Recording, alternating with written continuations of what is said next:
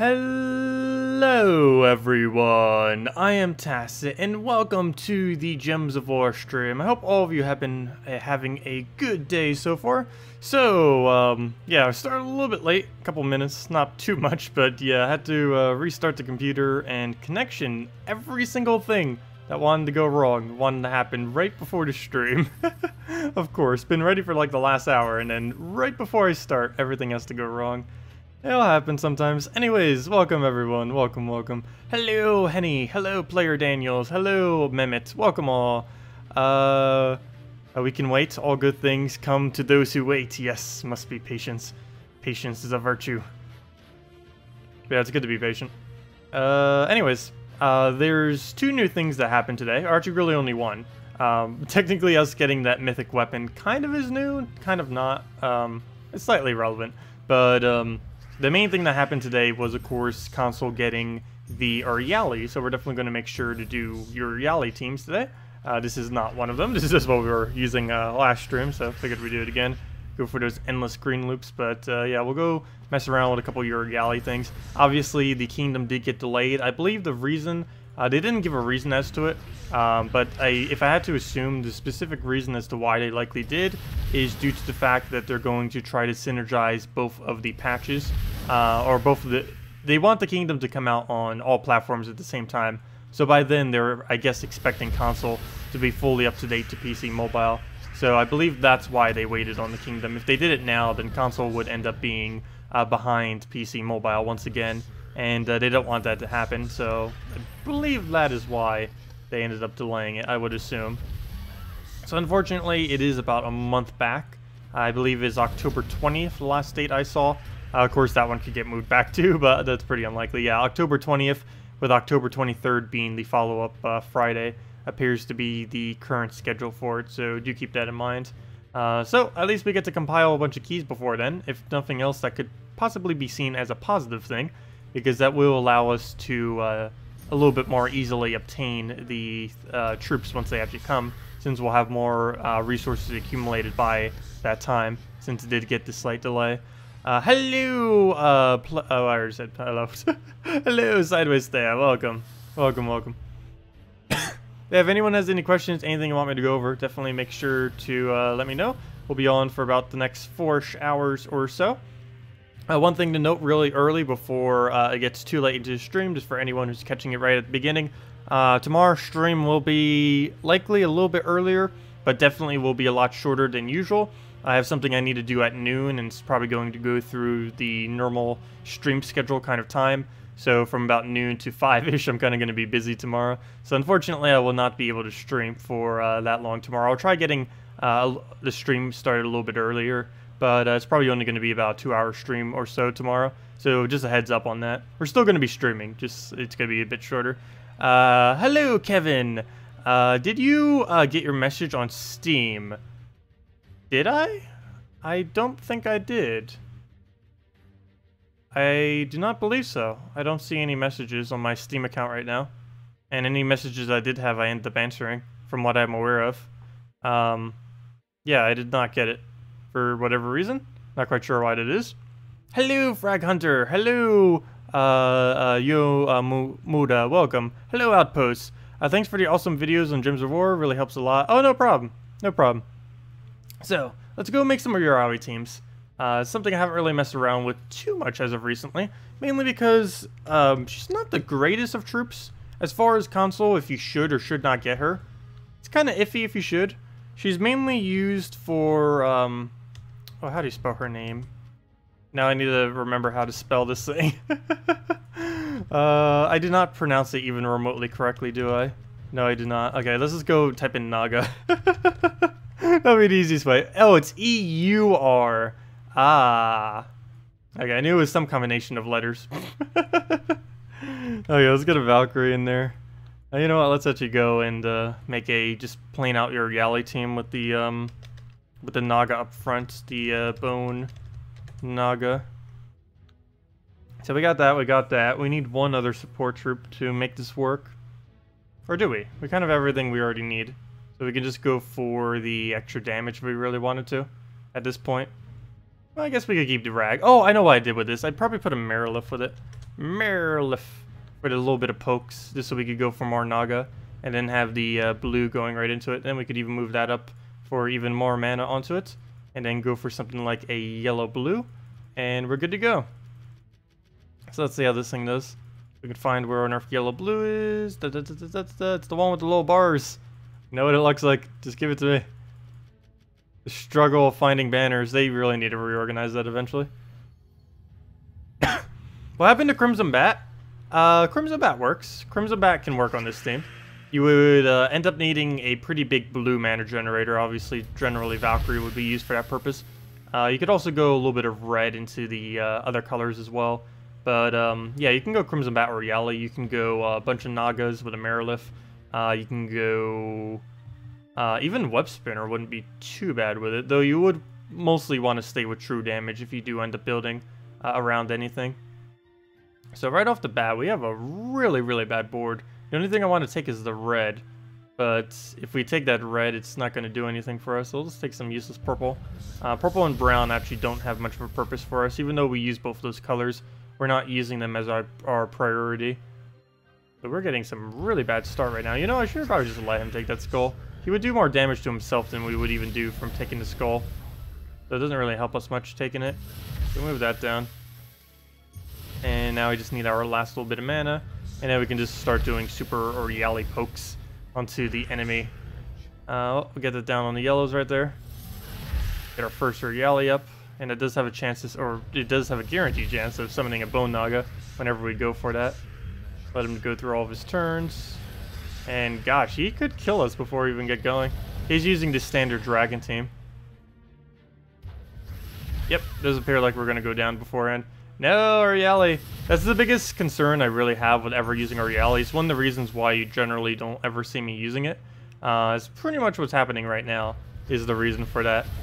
She has a very, very, very slow cast. Oh, we might actually be able to get away with it still, though. But generally, you're better off just using a Crimson Bat or something due to how slow she really needs to get going. Surprisingly, we're going to win. But that was a very, very, very close battle that didn't need to be anywhere near that close. Any word on when the Kingdom is coming? October 20th. It did get delayed. I believe the main reason it got delayed was to be able to make sure that all platforms get it at the same time. Because if they didn't do that, then PC again would be ahead of console. And in order to ensure that console gets caught up, I believe they delayed it just slightly. What do I consider to be the single best troop in the game? Oh, that's a hard one. There's so many different ways that troops are actually really, really good. The single best troop right now would probably have to be Kraken. Oh no, is it Kraken? There's so many different factors that you could base best off of, because no one troop does everything the best. So it really depends what you're looking for. But it's something along the lines of either Kraken, KrissTigger, Dragon Soul, or Fairish Ra. It really just depends on what kind of category you're specifically focusing on more. Yeah, Kraken right now, well, the main reason why Kraken is so ridiculously good is it's currently the only Devourer in the game that can hit through Barrier, because its attack order is different than every other Devourer. It deals its damage and then it rolls its Devour chance, meaning that might not seem like it's too important, but it makes it, due to how Devour has been changed in the most recent patch, it makes it so it now has the ability to still Devour, whereas every other Devour chance, it triggers its Devour chance before the damage, meaning it does not get the Devour off, whereas Kraken can. It also has really good barrier removal just in general because of tentacles. It can stack a lot of damage off of tentacles, and it even has a gem spawn on it. It has a little bit of everything that it really needs. It gets a little bit of tankiness, and it has stun resistance, so you can't even stun away the fact that it can constantly do so much damage. So we'll go for that. Let it do whatever, so we can get the Kraken. Also, Impervious right now doesn't work.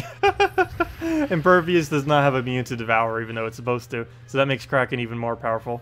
And yeah, I think we have pretty much just soloed with Kraken right there. Of course, Justice helped a little bit. Hey, we got an Arcane trait done. Yeah, if I had to say most overpowered... Oh, and Queen Mab's probably pretty far up there too, as far as really strong. Queen Map's more of a utility, though, than an extremely overpowered troop. She makes teams overpowered. She herself isn't really overpowered. We'll go and... No, stop extra turning. Good. It didn't go too bad. We'll go take some greens, I guess, so we can get the yellow for ourselves. Perfect. Throw that down on a Justice. Let it just do whatever. We are frozen on blue, which we can't really do much about. Oh wait, he ended up freezing our Queen Mab? Really? That's annoying. She normally has insulated, but got stunned and frozen at the same time. So, no traits for us. Do we even throw her ability? We lose our turn if we do. I guess we just go for mana and hope that we get the cleanse very soon. We still didn't get the cleanse yet. He has Corvash. It's in a range that it won't really matter. But it makes it so we can't even attempt to try to take Valkyrie or something. Well, I guess we could. Maybe get Skull Distracted. Oh, well that kind of worked. The only problem is, we didn't really get any progress. Because we still can't use the Queen Mab. I'll still throw it because we don't really have a choice. But yeah, Corvash is actually pretty annoying this patch too. One interesting, very annoying thing about its ability currently is it basically does its effects through the troops. So if it gets a double kill, it will then start stunning and draining the following troops, which can be very, very, very annoying. It didn't used to work like that, but now the way that it does function makes it even more powerful than what it was before. Okay. I don't want to give him Brown, so we'll move that up. Surprised he didn't go for the Mercy. There's pretty much nothing I can do about that. I don't believe there's any way I can move these that he doesn't get an extra turn. Oh wait, there is one. I can move this purple to the left. And that'll make it so his Mercy misses. There we go. He's still got some mana, of course, but he didn't actually get the extra turn, which is the main thing I was trying to make sure to avoid. Oh, I can't take those blues. I also can't extra turn because we're frozen. That feels so weird being frozen on Queen Mab. I might have to take the blues, actually, just so he doesn't get them. Can you please unfreeze already? Wow. That's not good. Should have been unfrozen long ago. Oh, throw it down. Take our blues, take our purple. Hello, Lowlight. Welcome. Welcome. Let's see. Also, hello, Danilo. Hello, Bruce. I already answered that one.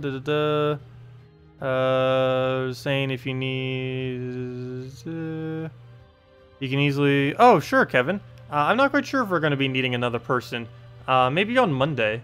If you can ask again on Monday, we'd probably be able to get you in. We have 2 people who currently haven't done a single one of their Guild War battles. Don't know exactly what's up with that.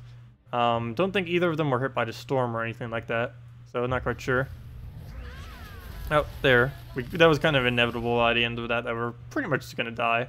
So, unfortunately, rip. Not much we could do about that. There's some really annoying metas right now, like the Wisp spam and everything. I wouldn't say Wisp is like single-handedly like one of the best troops right now, but it's still very, very high up there as far as how annoying it is. Very few things can actually counter it. We'd basically have to go like a Corvash team just to get it out, because we can just Corvash immediately and then go from there. You know what? We could actually make a really weird Corvash team to try to deal with that. Let's go like an Euryali Corvash. Why not? Let's go make a weird Euryali Corvash team with a penguin because we can. Up there's still that glitch I see. Penguin and an Elspeth. It's gonna be a really weird team. Frozen Banner. Wait, we don't even need Frozen Banner. We could just go double blue or something. Let's do just that, double blue. Technically it's a Frozen Banner, has a snowflake on it. Just like Princess Elspeth. Hello, Chris. Welcome. And hello, Carlo. Can you suggest you a yellow team for Guild Wars with Euryali, but without Gorgoltha? Well, we need to go Cockatrice then. So, there's definitely Cockatrice and Euryali on the team. And I'll try to figure out the rest after this battle. I need to actually visually, like, conceptualize the team before I can actually show you something. Okay, we'll go get that for you right after the battle. So, we'll kill the penguin. Hey, we got a blue replacement as well. Didn't actually need one, but it works, I guess. Okay, so move that up, get our blue that we need. Elspeth will probably just throw down on that. That's the whole reason I wanted Corvash, was to do that, to get rid of the double wisp. Got one of the few counters that actually works against it really effectively. Please be blue. There we go. Does get some Christine X poke. We can Corvash for the double kill and then go from there. Though, let's see if we can get Euryali. It might be a little hard though. We don't have any direct way to fill it. Okay, so let's get rid of this frozen troop. There we go. Still not full yet. We need 7 more mana. Blue Surge would work. Actually, just taking this would work. There we go. And we got the extra turn off it. Perfect. So we throw that down. Corvash, and that's dead. And there we go. So that ended up working out pretty well. But a kind of makeshift Euryali team for the purpose of countering Wisp. We just get the kill the penguin that gives us Corvash, disable the Wisps, and then Euryali basically just finishes them by the end of it. So yeah, let me go. What was the thing? A yellow team based around Euryali that doesn't use Gorgoltha. So we'll put Cockatrice up there. We already have Euryali, so we got those two.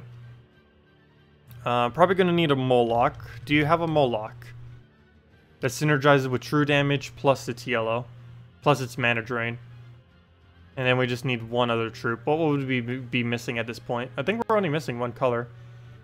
Let's see. Because we're replacing the penguin, obviously. Purple. We would need a yellow purple. Amnesia, go! No, just kidding. I'm pretty sure you don't have Amnesia. Let's see, what would be a good yellow purple that we could actually fit in this? No, Moloch. Get away, Moloch. Yellow purple. Amnesia, obviously, but probably don't have it. Quaidle wouldn't work. Dracos wouldn't be worth it because of how bugged Impervious is right now. Vanessa's not worth it. The other one isn't worth it. The Enchantress or whatever it was. Herdmaster could work, actually. You know what? Let's go Herdmaster. Get the mana drain going. Whoever goes in first slot's really situational.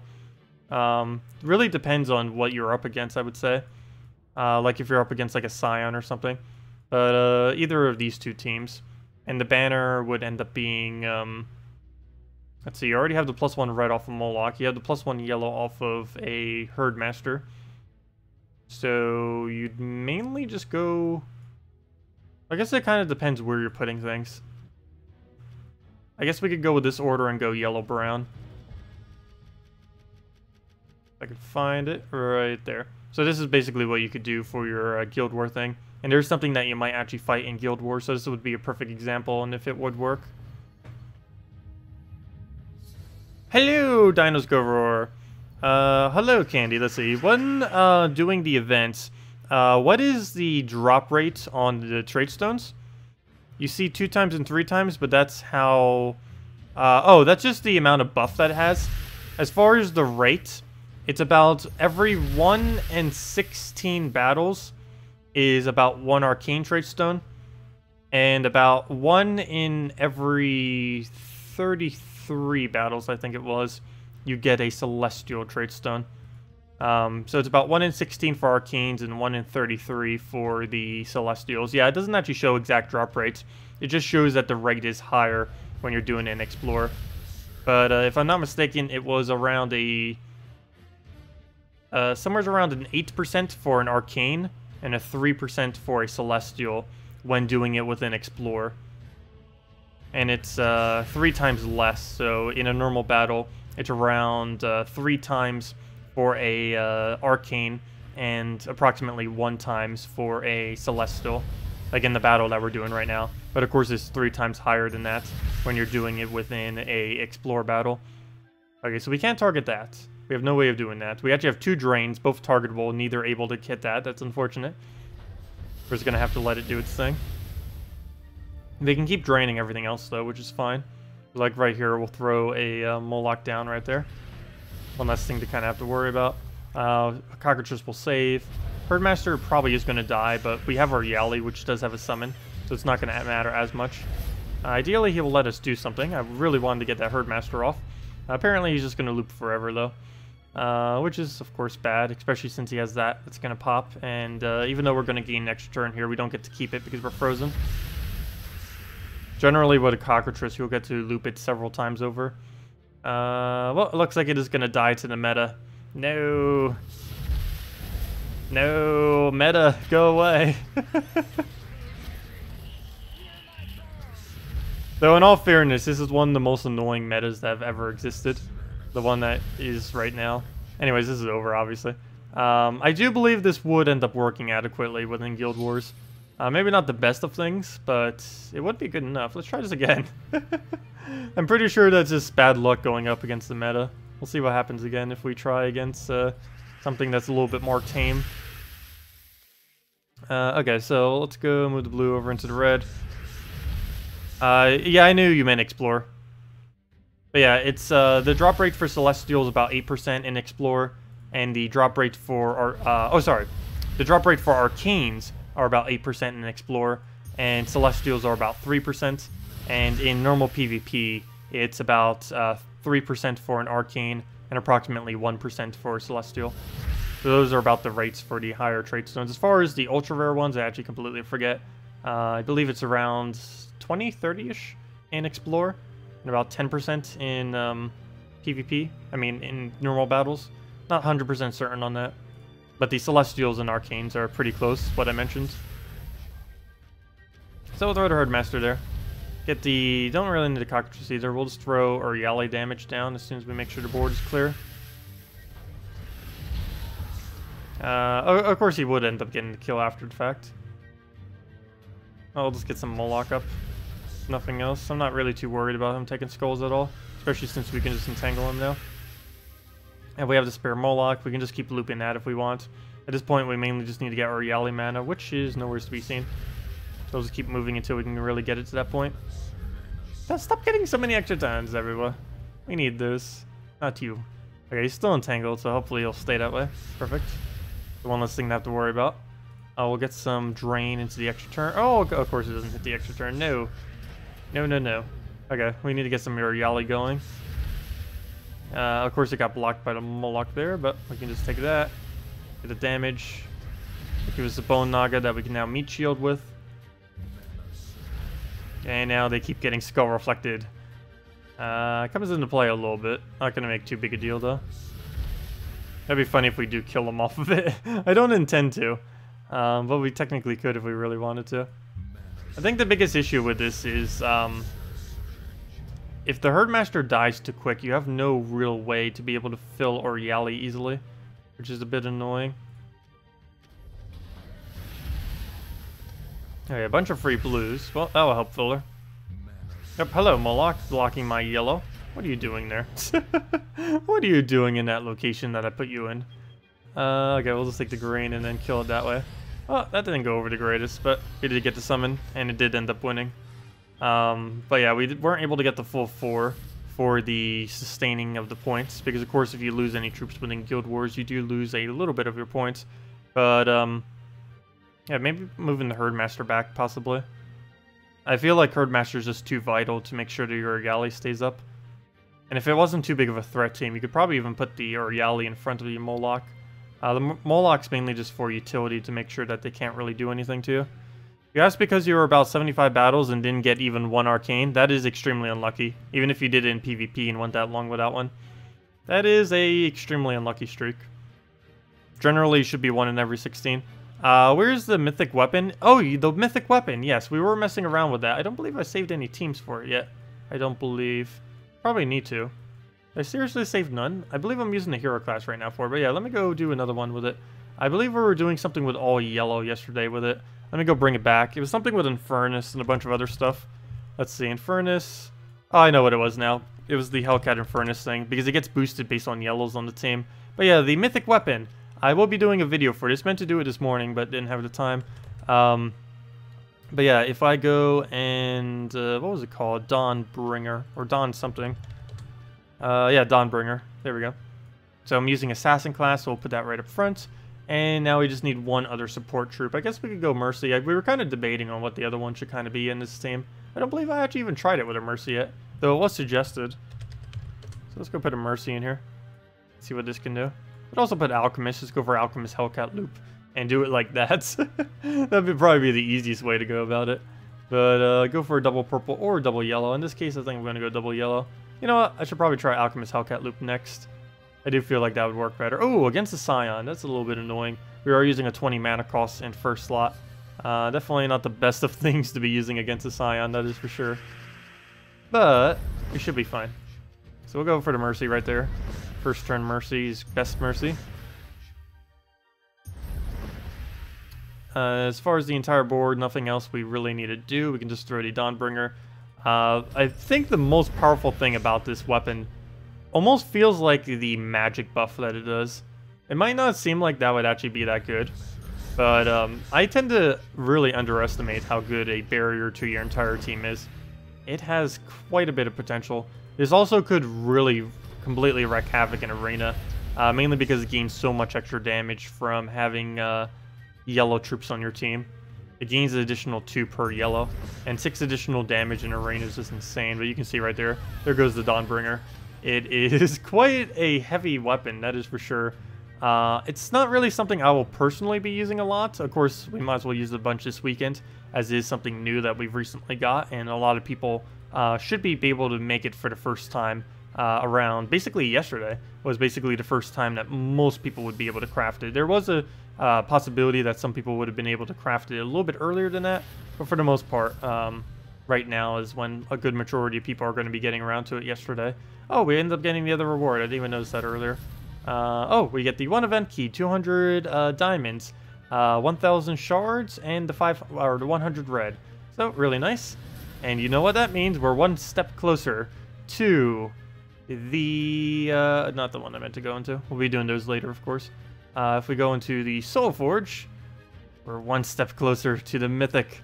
If we go into our totals, that brings us to 200 or 2,510. Because once we go and convert these over, oh, wait, never mind. Oh yeah, there we go. There we go. So yeah, what I just mentioned, 2,510. We are so close. And we're going to get the extra 600, and then that would bring us in a very, very, very close range. Let's see, where's that Mythic? Extinos, you're almost there. We shall get you and use you. But for now, we'll just deal with the Mythic weapon.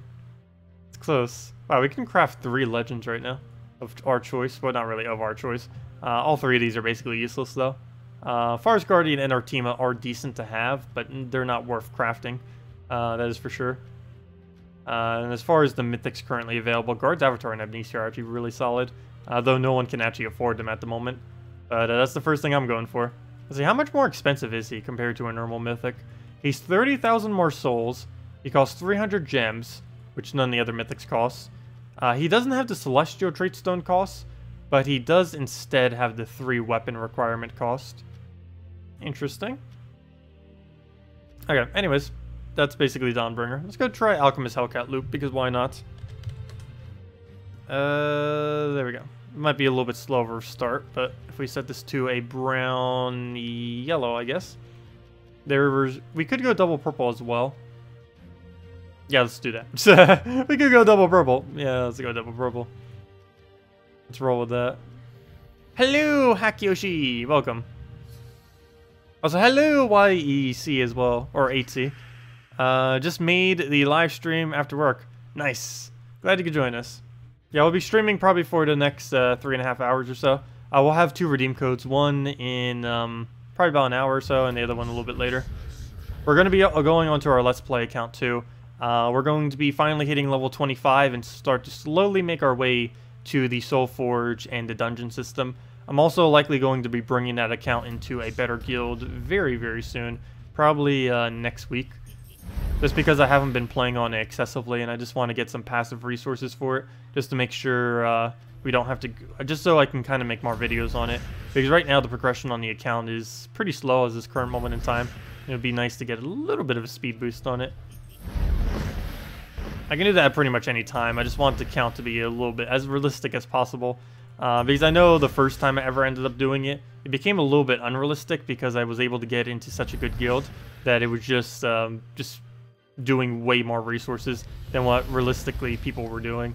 So I've been trying to avoid that. I made sure I did really good at avoiding that the previous Let's Play that we did, the second season of it. That ends up going probably the best. This one's going to go kind of the in-between of the two. It is going to be rushing to a better guild a little bit sooner, but it should still be paced basically as a normal kind of account would be. So that's match. So yeah, I like this weapon. It's not something I'll be using a lot, but it definitely has its own potential. As far as getting it, I don't personally feel like most people should bother, mainly because it's excessively expensive to actually craft, and for how little you'll realistically use it, it's probably not worth it. But it's definitely a good weapon. It is the only mythic weapon in the game, so really curious what additional mythic weapons they may add in the future. There's a lot of potential for them, that is for sure. I feel like out of the potential that mythic weapons will have, this is probably one of the weaker mythic weapons. So again, another reason kind of not to get this one yet. Assuming that they will be adding more mythic weapons in the future, I can pretty much guarantee whatever future mythic weapons they add will most likely be stronger than the Dawnbringer. The main reason I say this is the weapon itself doesn't really synergize with any of the hero classes that can use it. There are currently 5 that can use it. Warlord, Assassin, Priest, Knight, and Titan. Though out of all 5 of those, none of them synergize with what this does. So it's a little bit odd. The closest one to kind of synergizing with it, I guess, is Priest class? Kind of. The only reason I'm using Assassin right now is for the 10% chance to be able to one-shot them, because I couldn't really think of a tank that would work for it, so it's like, just go Assassin. Easiest way to kind of tank is to go offensive with it. Okay, well, take the red right there. We had the +1, so it's automatically going to gain full mana. We'll just throw some damage, try getting alignment, go from there. We already have alignment right now, but I don't want to throw it yet. Now we throw it, because that gives us the Dawnbringer again. We'll go to take the purple. That gives us full mana off that lucky cascade. Throw that down again. And yeah, we can just Hellcat. Throw it down again. I love it. Oh wait, it didn't die? Okay. Well, we just let it die to burn, I guess. Boom. That works.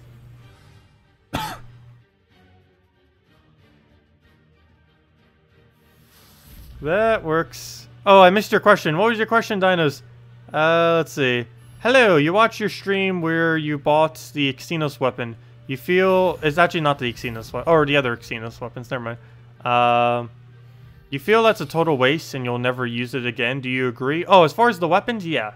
Most of the weapons I'll probably never be using again. The only reason I bought the Xenos weapons is for the Xenos troop. That's about the full purpose of those weapons. Pretty much all 6 of the legendary weapons. Or basically all the epic weapons are definitely 100% not worth it. But as far as the Eye of Xenos, the Shattered Blade, the Broken Guard, the Dawnstone, the Heart of Xenos, and the Soul of Xenos, basically all 6 of these are almost useless, except for some situations within Arena, and a very, very, very small amount of actual builds in PvP. But a good majority of these 6 aren't really that useful. The main things that are useful out of them is what they're able to do. Unlocking the Shattered Blade, the Broken Guard, and the Dawnstone will allow you to craft the Dawnbringer, which is the weapon we're messing with now. And crafting the ones that we showed in the previous video, the Soul of Xenos, the Heart of Xenos, and the Eye of Xenos, wherever that is right there, allows you to craft the Mythic. And that was the main reason why I got those, is to be able to craft this guy, who actually is decent, not the best Mythic out there, but for completionist purposes, I will be needing to get him, and we will be showing him in about a week or so, when we have all the diamonds to be able to do so. You think it's pronounced Zethenos? Yeah, everyone keeps saying that I keep pronouncing it wrong, which I do not doubt. But yeah, Zethenos. Zethenos. Let's go with that. Sounds good. Hello, Vespenny! Welcome, welcome, welcome. So, right off the bat, take the yellow, right into purple. Nice little bit of mana. What else do we need to take? Green, sure. Sounds good. Blue, not needed. Unless we get a purple drop out of it. Sure. Nope. No, he gets the purple drop. Skull, we'll just let him take. A little bit of a bad start. Not really much we can take. Guess we'll just take a red. I don't want to take that yellow yet. I prefer the yellow to bleed into something. So nice Hellcat set up already. Ooh. Oh, never mind. We got that right there. And then we can throw the Hellcat and start to get it going. And Alchemist, can you land? You seriously cannot land. Oh, Infernus, go. Help us land. Oh no, we got frozen. That's not good. And that's on all our looping colors as well. Go, barrier, protect us slightly. And yeah, we're gonna lose our turn when we do this. There should be enough mana though. 1 HP, all we need. We cleansed it so we can take the yellow. And we'll just throw the Dawnbringer for the kill. And there we go. Finishing with the 1 HP armored buff with the barrier. That's all you need. 1 is plenty. You have a question on what is better to take, Ferrous Raw or Amnesia? Ferrous Raw. Ferrous Raw 100 times over. Amnesia is very, very limited in what she's actually used for. For the most part, a Amnesia is really only used exclusively in within the context of Guild Wars. Within PvP, she's way too slow to actually be viable for farming.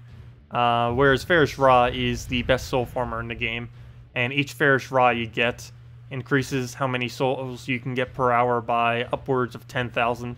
So when fully traded, that is. So it is definitely very, very much worth having the Ferrous Raw instead, as soul costs in this game are quite expensive now that the Soul Forge has been added, as there are a lot more things to actually use souls on. So it's now more viable to, particularly in the late game, to farm souls. There's actually a lot less of a focus to need gold and more on a soul focus now, which is kind of nice because there was, for the longest of times, a kind of like candy cap where you didn't really need souls at all, but now there's finally something to dump them into. And because of that, you're going to need a Ferrous Raw just to speed that up a bit, particularly if you want to be a completionist and get literally everything, because it takes a while if you want to get things like a Dawnbringer and stuff like that. Just because of how many souls they cost. And if they're going to be adding more mythic weapons that cost 130, or I mean 1.3 million souls each, then yeah, that's going to take a very, very, very long time to farm without Ferrous Raws. Currently, the best soul farming team that uses 0 Ferrous Raws would take 50 hours just to get the Dawnbringer. It would be around 65 to get the other 3. Oh wait, no, it would be 65. It would be about 65 hours with the best soul farming method that uses 0 Ferrous Raws to get every single thing required to get the Dawnbringer. So that is a very, very, very long amount of time, and obviously one of the reasons why it's probably not worth most of you to even bother with this weapon. But for some of you out there, it would be a nice example just to show it.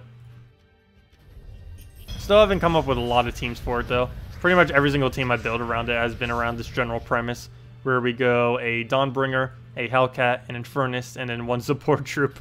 That's been, I think, every single team I've made with it so far. Mainly because I don't see much potential out of that, mainly because you need to use a bunch of yellow on the team. And if you're going to be using yellow, well, of course you'd want to use Infernus, because you need the Firestorm, and it synergizes with the damage type. You'd want to use Hellcat, because of course you need the reds to synergize with the Firestorm you just made, plus it feeds into it. And then what else would you put? Basically, there's a Mercy, an Alchemist, or some kind of other support troop with it to hold the team together.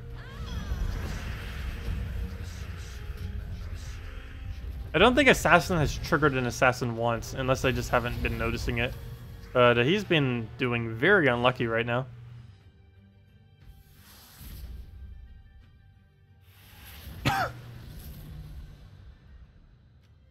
But yeah, Ferrous Raws are quite insane. Let's see, do we still have the triple Ferrous Raw set up? Let's go do triple Ferrous Raw real quick. Generally, I don't bother doing this within the context of PvP.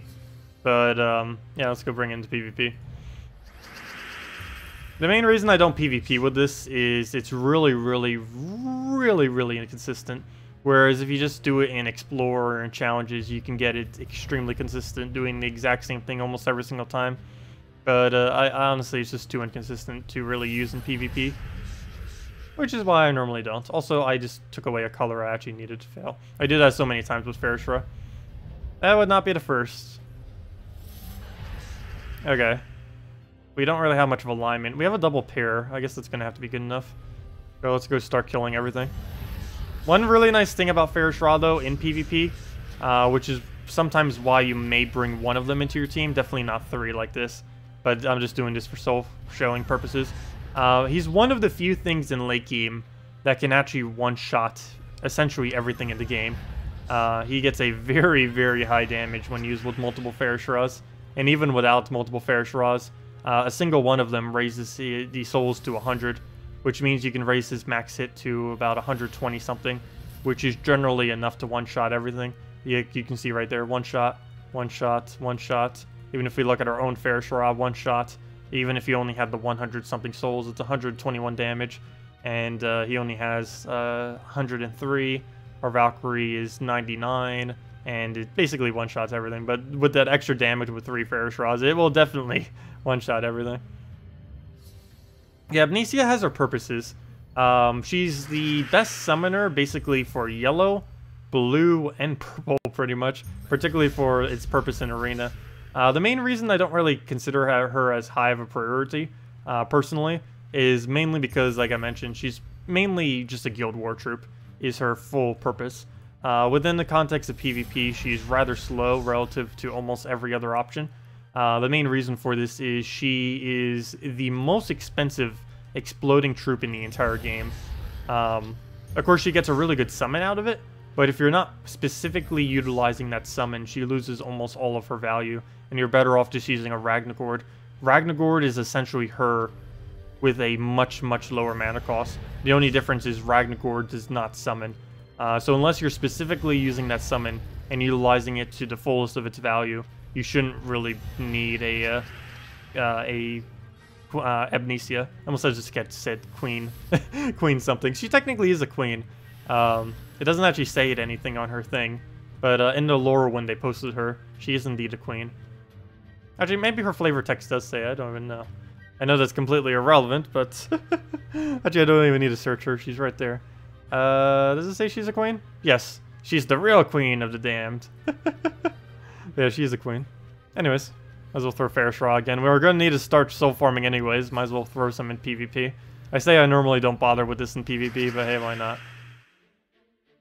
It doesn't mean he's not usable in it, just means he's not the most optimal thing we could be using. I'm surprised we haven't lost yet. Normally I do start to rack up some loses when I try using him in PvP. Mainly because he's just that kind of troop that will just lose occasionally. Alright, we'll just let him get skull distracted. Get rid of brown, it looks like. We also have green as an option. We don't get anywhere near as much mana though. Even that wasn't enough, and that was more mana than what we would have gotten from the other direction. So we'll go for a blue right here. He'll get skull distracted. We do have a drop, though we can just Ferrous Ra instead. Is that enough damage? 99 plus 21. Yeah, that's way more than enough. That was 120. Or somewhere around that general ballpark. So we'll throw down greens. Why do we keep getting mana shorted? Take that. Still no alignment. Do we have any extra turn? If we can get a blue drop, that'd be enough. Didn't get it. But we did get alignment. No, he died though. He was that low? When did that happen? What are you doing to us? Okay, we'll just go move that over.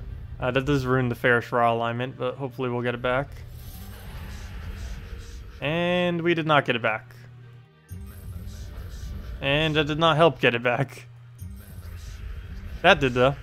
And now we pretty much just win. Because we can throw that down. We can then go throw the other one down. And there isn't much you can do from there.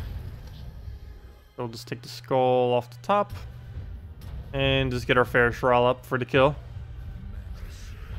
But yeah, one thing that they did change that probably makes it 100% useless to use this team in PvP, which is why I don't bother, is now when a troop dies, you no longer get the effect of its soul bonus trait. Before, if you did triple Ferrous Ra, and even if every Ferrous Ra on your team died, you would still end up getting the bonus as if all of them lived. Unfortunately, that doesn't work anymore. Like, for example, we should have gotten definitely more souls than that. I forget what the exact amount would have been, but it would have been more than 605. Hello! Oh good, we got 2 victories. Hello, Euphorix. Welcome. Yeah, Dawnbringer's technically 1.3 million souls. It is ridiculously expensive. We were messing around with it some. We're mainly just doing it with this kind of team, with Mercy and a couple other things. I'm gonna do a video with about like 2 or 3 different teams with it later. Something along this line will definitely be one of them. Yeah, it's an interesting weapon. It deals damage to all enemies, boosted by yellow at 2 times, so you're generally gonna want to use a Hellcat or something with it, or Infernus if you have. It then gives all allies barrier, and that includes itself. And it also has a 2 magic gain whenever there's 13 or more reds on the board. And I need to go double check that. Earlier it looked like it was giving it to all allies. Though I noticed as of recently it looked like it wasn't doing that. Maybe that was a glitch and they fixed it already. Who knows? I don't even know. We'll find out in a moment. Let's see what happens when we throw it down again and see what happens. So purple, not really worth doing. We'll just take the skull into the brown. Oh, we got the assassin. Really nice. Well, I said it was never triggering. That proved me wrong. Well, we are frozen, but this will give us what we need. Hopefully there's 13 or more red so I can actually see. No, there is not. Let me actually wait until there is. So I'm just going to throw this down. Stop taking red. Okay, there's 13 or more red. So do we gain magic on everything or just him? So 25 and 24. The answer is just him. Okay. I don't know. It looked like it was doing it to everyone earlier. Maybe I was just tired last night. Because we did unlock it last night. Could have sworn I gave it to everyone earlier. I know it's supposed to only give it to him. That's what the text says anyways. But, I don't know. Anyways, let's match. Can I show a team with Queen Mab? Sure. Generally, if you're running Queen Mab, you run fully traded Queen Mab with a Justice. That is essentially almost every Queen Mab team you run. The only other time you ever put her in a different team is if you're running her for her utility of being able to freeze, in which case you would sometimes put her with Wisps. You sometimes put her with an all-Goblin team. She's been pretty popular with that to be able to freeze out other all-Goblin teams. There's some Gorgolfa teams you could occasionally put her in, but my personal preference is this. The base of this team is Valkyrie, Justice, Queen Mab. First slot can essentially be literally anything in the entire game. Some really popular first slots for this is Hero with Assassin class, Kraken, which is what we're using, Emperor Corvash.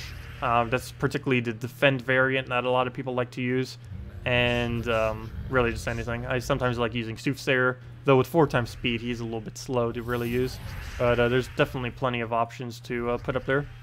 The main 3 things you need are a rare, which is easy to get, the common of Justice, which is ridiculously easy to get, and a Queen Mab, which if you already have is nothing. So you basically have everything then. The only other factor is you do need to have Queen Mab fully traded to fully utilize this team. It's not going to be excessively weaker without it, but it's basically balanced without having a Queen Mab fully traded. Once it gets Queen Mab fully traded, the team starts to get overpowered. The main reason for this is Justice has a 4 times boost ratio. It's the only Guardian that boosts 2 different stats, and this is per freeze on the enemy team. So you can get a lot of bonuses out of it, especially if we can actually get the freeze to land on the one we wanted to. Oh, well, we'll just go throw some skulls right here. Get those down. But yeah, you can see we're just getting a ridiculous amount of attack and HP right now. So we could just keep destroying through them. Just throw a free Queen Mab, get yourself some extra mana, and that should be matched. There we go, right off the skull. How could that be, Tacet? You safely ever stone from beginning of Soulforge. Wait. You saved every stone from the beginning of Soulforge. How could you collect all the Xenos weapons? Oh! Yes, I forgot about that. There is one case where a lot of people might not be able to claim all of them. I forgot about that. I was kind of ahead, as well as several 100,000, or not several 100,000, but, you know, several thousand of people. But, there was one weapon that some people actually had before everyone else did. If we go to if we go to the Soulforge, the Eye of Xenos, this one right over here. This was actually a very, very, very, very, very excessively old event weapon that at one point only costed 180 glory. It was also a lot weaker. It was buffed as of this patch because it became a legendary weapon. But this is a excessively old weapon that was added about a year to a year and a half ago. But anyone who already had this weapon from a year or a year and a half ago didn't need to craft it. So I did not need the 300 blue or the 300 purple. So I see what you mean. Yeah, I guess you wouldn't have the purple to be able to make all 3 weapons of Xenos if you didn't already have the Eye of Xenos. If you did, then people could already have all of them. But unless you actually were playing the game like almost like over 18 months ago or something, you wouldn't have actually have had this. Let me actually go check that real quick. I'm really curious. When did Eye of Xenos actually get released?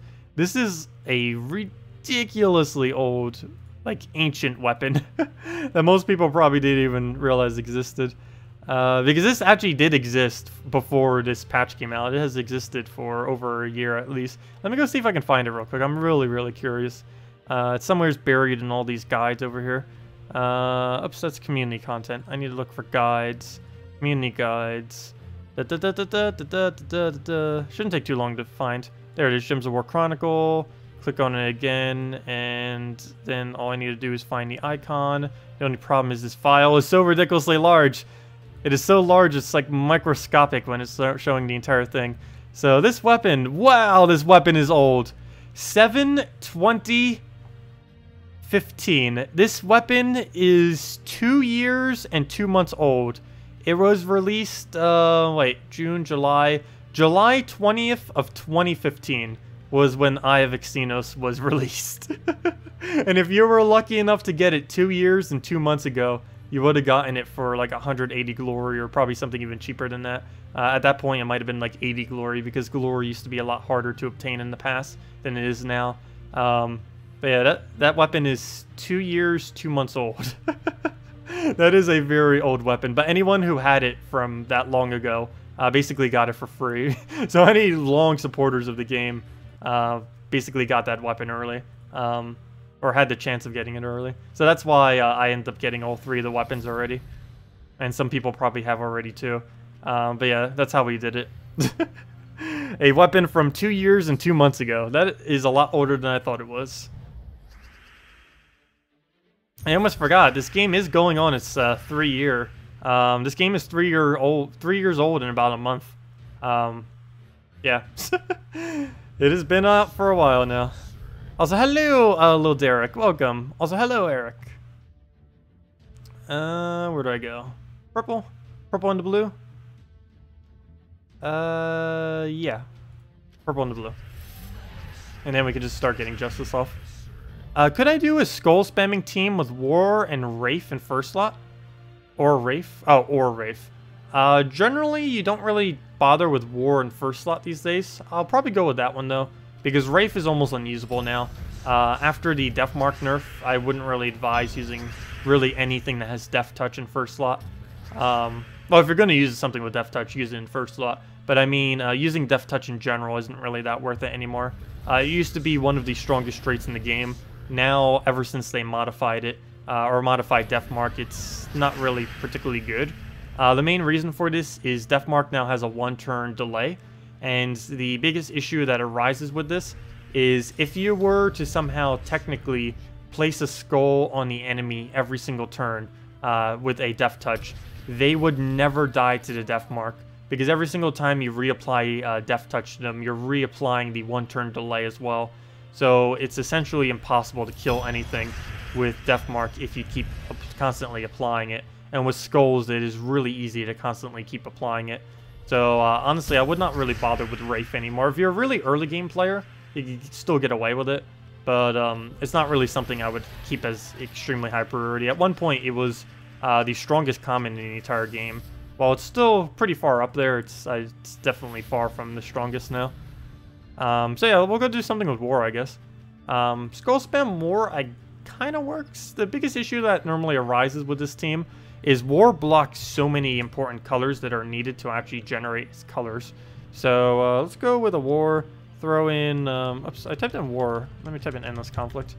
Endless Conflict, so we'll get a War. Get the Apothecary for it. Kind of want to get a Valkyrie just to feed into some of the manas. Could get some kind of quick exploder or an elspeth of some kind into something. But if we wanted to get skull spam, I guess we could go with a keeper of souls and then one other thing to feed into what we need. So we'll get a keeper and then we'll get like a Valkyrie, I guess, just to kind of keep it all going. But we're being blocked on a lot, so we'll just go for a yellow green right here, just to ensure that the two things that we want to be getting the mana gets their mana. So yellow green, if we can figure out where on earth that is. Boom, right there. And yeah, but personally I would say don't even bother with war anymore. They ended up nerf buffing him a little while back, and ever since they did that, he hasn't been worth using. What essentially happened is he used to have a 2x skull damage when the enemies were burning, but he no longer has that anymore. And because of that, he lost a good majority of his value. He now has Inferno Armor instead, which is 25% Skull Reflect. This wouldn't be a horrible trade on him, or on a troop in general. The only problem is, on specifically a war, he has one of the lowest durabilities in the entire game. So giving a thing that reflects based on his durability is near useless. Okay, so we got war. We don't have any kill that we can do with it yet, so we want to try getting Keeper of Souls up. I'm trying to find an Apothecary that doesn't get rid of something important on the board. Fortunately, every possible Apothecary gets rid of something important. I guess we use this on blue? We don't really have a choice. Either we do use it on blue or we don't use it at all. We'll go move that, I guess. Did we get a Keeper out of that? No, there isn't enough. Now we have the inverse problem. Now we have no war. I mean, no Keeper to be able to throw. Something needs to be converted off this board. Something needs to happen. Now we just pass our turn, basically. You know what? Let's just pass by casting War. Oh, that skull was there the entire time? Apparently. I did not notice that. Interesting. Okay, so let's go... I can't even throw Apothecary. Well, I can, but it's just going to waste basically everything. We can throw it on, like, yellow. You know what? Let's just go throw the Valkyrie instead. That'll give us War. For the kill. Take the red into the blue. Do we have Keeper? Yes, but we got to get rid of brown, which is the last thing we really want to get rid of off the board. Similarly, we also don't really want to get rid of blue, but I will if I have to. We'll get that. Do we have enough for the kill? 44 to 18. That actually isn't even enough. I end up getting that, and it's not even enough to kill, but we can go for that. And triple skull right there. Get a bunch of damage down. That is enough for the war to now poke it. And now, for example, if it had Pyromania, it would just one-shot it right now so easily. But it doesn't anymore. Making it a lot less valuable. Okay, well, down it goes. So yeah, that's basically War first slot. Not really something I would advise using. Really just using War in general, I wouldn't even advise. And if you do, you generally just feed mana into him. You don't really go the skull-oriented route with him anymore. He's always been way too flimsy of a troop. But on top of that, with the nerf that he got to his trait, he's not really ever worth putting up front. Generally, I actually use him as a last slot troop, and I'll put him in something like this, which is something else in first slot. Something along those lines. But yeah, personally, I don't bother with War anymore. He's not worth it. And if you have him, you can still use him. He's pretty good early on in the game, because of how effective a automatic burn is to everything, and the fact that he'll be getting a lot of kills. Other than that, it doesn't really get much usage in the game, unfortunately. Quick question, is Arena PvP-ish or PvE? Everything in this game is PvE. It is PvP-ish in that the people that you battle are actual drafted teams that players did. But everything in this game is technically PvE. There isn't any player playing against you ever. There might be teams of players playing against you, but they're not the actual player playing specifically against you. Like, for example, like I mentioned, like, let's say PvP. In PvP, of course, everything that you're facing is just the AI, but it is the actual players' defend teams that they chose. And in the case of Arena, you're, of course, playing the AI, but what you're playing against are the teams that past people have actually drafted and then ended up using within the Arena. So, yeah, it is PvE, but it's against things that players actually did. So, yeah, it's PvE. It's just like a makeshift version of PvE. Will they ever add PvP to this game? I would absolutely love if they eventually did. There's actually quite a few people who are adamantly against it, but I would love if it happens. It doesn't need to be anything. It could be something as small as just being able to battle your friends casually in real time. That alone would be fine. I don't know if it's something they'll ever really get around to. There has been talk of it. I just don't know how high of a priority they really consider adding real-time PvP is in any way, shape, or form. But I know that is one feature that has been requested a lot. If they were to do it to anything, the capability to just battle your friend casually in a real-time battle. Even if it's not balanced or anything, just for the fun of being able to battle someone else. Let's see. And of course, it would just give no reward, like how battling people currently does. Like if you go battle someone defense team right now, and you do it out of the context of PvP, it'll give you nothing. Like for example, if I go click on this person and click fight on them, I can't do it right now because I'm in a battle. But if I was to do that, it would give absolutely nothing for winning that battle. Only PvP battles would count when you go up against players. What resources are needed to craft Amnesia? 4,000 diamonds, 20,000 souls, and 10 celestial trait stones. And that applies to every mythic in the game, other than Xenos. Or Xanos, or X... Someone keeps giving me pronunciations on it. There's been a couple of people and I still keep saying it wrong. I think you guys know what I'm talking about though. Would you determine who would go first? Random. Better they could add some kind of new first turn advantage, but it'd probably just be completely random. Which would add another random factor to all the randomness. But they could figure out something. Hey, Celestial Trait Stone. Speaking of 10 Celestial Trait Stones, there's one of them. To whoever asked it earlier, Amnesia costs 4,000 diamonds, 20,000 souls, and 10 Celestials. And that applies to every mythic in the game. But yeah, if you do just go to Soulforge, let me just double check. I'm pretty sure I said the right number. Yeah, 10 Celestials, 20,000 souls, 4,000 diamonds. And Legends are basically a fourth of that, kind of. Four Celestials, 5,000 souls, and 800 diamonds. Almost a fourth. Close enough. Hello, Jape Thotic. Welcome. But if anyone else has any other questions, feel free to leave them. Would War and Peace with 3x Soothsayer still work for Trait Stone farming? Yes. As long as you're using any of the 50% things with it, it would work fine. You would probably end up using Archer class or Mechanist class. Either of the two would end up working for that purpose these days. So yeah, you'd still be able to do it. Hey, are you Euryali? I should probably be doing more Euryali. Does anyone on console actually need any specific Euryali teams? We ended up doing a couple earlier, but let me know if you still need any. Generally, you just build her into full true damage. Of course, as I say that, he's using something that's not even remotely full true damage. I'm personally not a huge fan of her, mainly because her high mana cost makes her, in many situations, weaker than something like a Crimson Mat or a Tesla or any of the other options. So personally, I don't really bother using her at all. But she's still a nice mythic to have. As far as going out of your way for it, I would say that she is one of the mythics that I wouldn't really mind skipping. If you were to get her, I believe you would get her for the purpose of wanting to use her within Guild Wars. If you're getting her just for the purpose of PvP, I don't know, I just didn't really find her to be that worth it, personally. Okay, so we'll go and try to Skull Distract right over here. I'll deliberately take that one. And so ideally he'll just... Oh, come on, he got an extra turn off it. Fail. Oh, that didn't quite work. Wow, he got a lot of extra... Wow. Slow down. I think we just lost. Oh, come on! We got the revive just for him to devour. Also, that's another thing that makes Kraken really powerful right now. He can basically do what you just saw right there. He can get a double kill, and then if something has a 25% chance to revive, or 100%, or any chance, if it ends up reviving, it then still rolls its devour chance onto the revived troop. So it can kill 3 troops in a single cast really easily. And one of those troops being full statted as well. Yeah, Kraken is nothing to mess around with. It is really strong. Especially with how the mechanics now work. It was already strong, but it was technically buffed as of this patch, which makes it even better. So it's kind of nice. Kind of nice, but also annoying. I haven't really been seeing too many Krakens, though, I do have to say.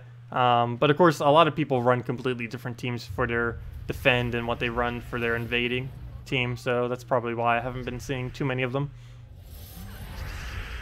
Okay, red would be pretty nice on this board. I think I'm actually going to go for it. Ooh, that pure miss. Ooh, that hurts. At least we didn't get frozen on something important, so that's fine.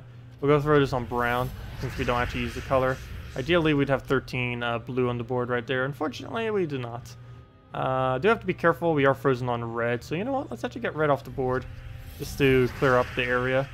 Get a free extra turn right there, and then throw down skulls and get it looping. Start to get it going. And now we can just start one-shotting with everything. Since it's frozen and won't be able to do anything there, we'll just take the skull into blue, and we'll just double skull poke at this point and then kill it out that way. Do we have any skulls that we can drop or do anything with? Doesn't look like it. Oh, yes we do. It's just like sitting right there. It's like, what about this skull right here? Okay, so we'll take the brown to red. We don't actually need the brown, but getting rid of stuff that we don't need is great. And skull for the kill.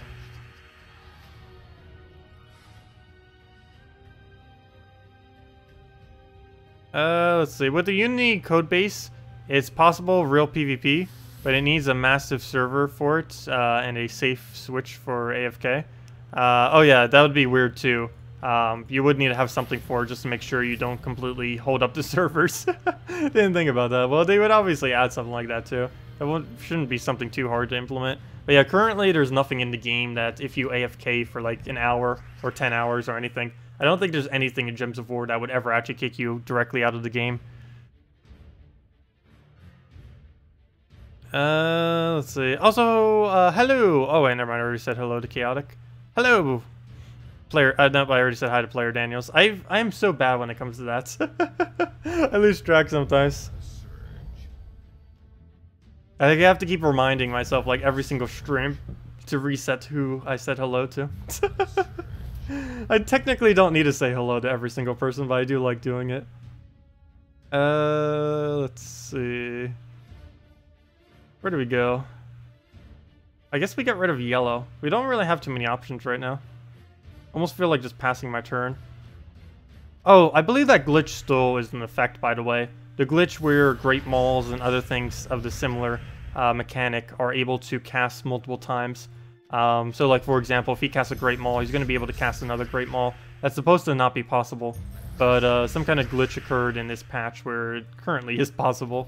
There's a couple of really weird bugs. They're all going to be patched in the next little mini patch. So, actually, you know what? That might be why they moved the kingdom back a little bit. Maybe we're actually getting a mini patch between now and a couple weeks from now. I wouldn't be surprised. Because there are several really, really odd bugs in the game right now that they probably really want to crush. And before that, they probably need a client update. And, yeah, they're probably trying to rush and try to get that out. That would make sense. And let's match. Oh, hello, Anarchy. Well, I ended up answering your question. Didn't say hello, though. Close enough. I did half. I did half. I got you half covered. A mini patch would make sense since the impervious bug is... Yeah, I know. The impervious bug is pretty bad. And while a lot of people may not notice it, there's also the Great Maul bug. Like, if we go Great Maul right now... If we go Great... Oops, it would help if I can type.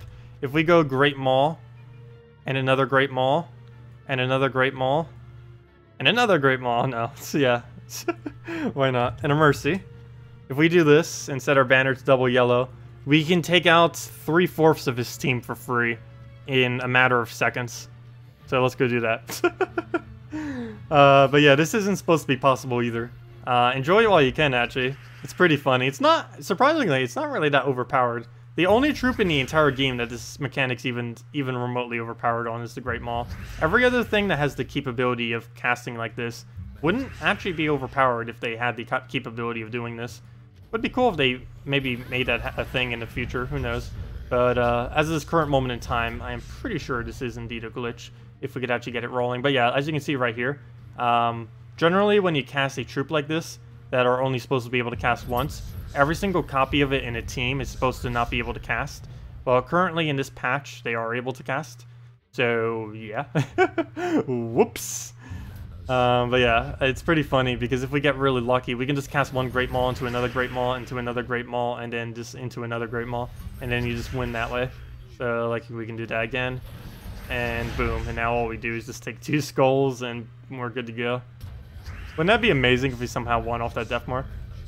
if he just randomly gets a quad kill. I want to see that happen eventually. The chance of it happening is so ridiculously slim, though. I've been triple killed before. I almost was quad killed once. The time I got triple killed, it could have possibly been a quad kill, but I had one with impervious, so I didn't... We'll never know if it was a quad kill or not. Okay, come on, we just need one skull, or for him to kill himself. There we go, perfect. But yeah, that's not supposed to happen. You're not supposed to be able to cast 3 Great Moles separately like that. What's supposed to happen is when you cast one, it then freezes all 3 of them, or however many you have on your team. But as this current moment in time, that is broken as well. But yeah, that and impervious are like super broken right now. Anyways, justice. Let's throw some justice in there. Oh, I thought it was a question. Never mind. Let's see. It's a nice personal touch when you say hello to each of us. Well, I like doing it, and I hope it makes your guys' day. Always like trying to be friendly and have a little bit of a community here. Always really nice. Always been pretty friendly, kind of. Not really, I don't know. Oh no, I've always been pretty quiet and stuff like that. The amount I've talked since I've started streaming has been more than I talked literally in my entire life, which is kind of funny. It's one of the reasons why I actually pronounce things so horribly. Well, that and I've always had speech issues. But the amount I've talked in the last year and a half, let's see, we've been doing it for about a year and 3 months now we've been doing this. I've talked more in that time than I have the rest of my life combined. So, yeah. Anyways, where do we go? We'll go move that over. Try getting a red or something. Throw to us your personal catchphrase. Hello, everyone! I have no clue how that became a thing. Actually, I do know how that became a thing. That was literally just me not knowing what to do for an intro. So it just became like a hello, everyone. And, you know, I said it kind of normally. But then it kind of became the elongated version. You know why I actually do an elongated version? It had nothing to do with me specifically doing it for style or anything. I did it to cover up the fact that I do all my videos in one-shot format. And because my computer sometimes has a little bit of lag or delay, there's sometimes a second or 2 buffer where it will cut off my audio at the beginning. So if I elongate the hello everyone, like I've been doing, which is why I elongate it, it will never sound weird as an intro. If I do it really short and just say hello everyone or something, it can, if there's a slight delay on my recording software, it will actually cut off like half the hello or even the complete of the hello. You might notice it if you look back at some of my very, very old videos. But ever since I elongated it to hello everyone, the sound lasts long enough that it never gets cut off by the recording. That's actually the reason why I do that. But now it's kind of just become a thing, so now it's just a style thing for my intros. What is a good Sunbird team utilizing its last trait? Ooh, I do not remember any of them off the top of my head. We can go make one, though. We were messing around with that a lot on the week that it actually came out. I do not recall what I was using with it back then, but we can definitely go make something out of it. Let's see, Sunbird, Sunbird, Sunbird. That's a red-purple.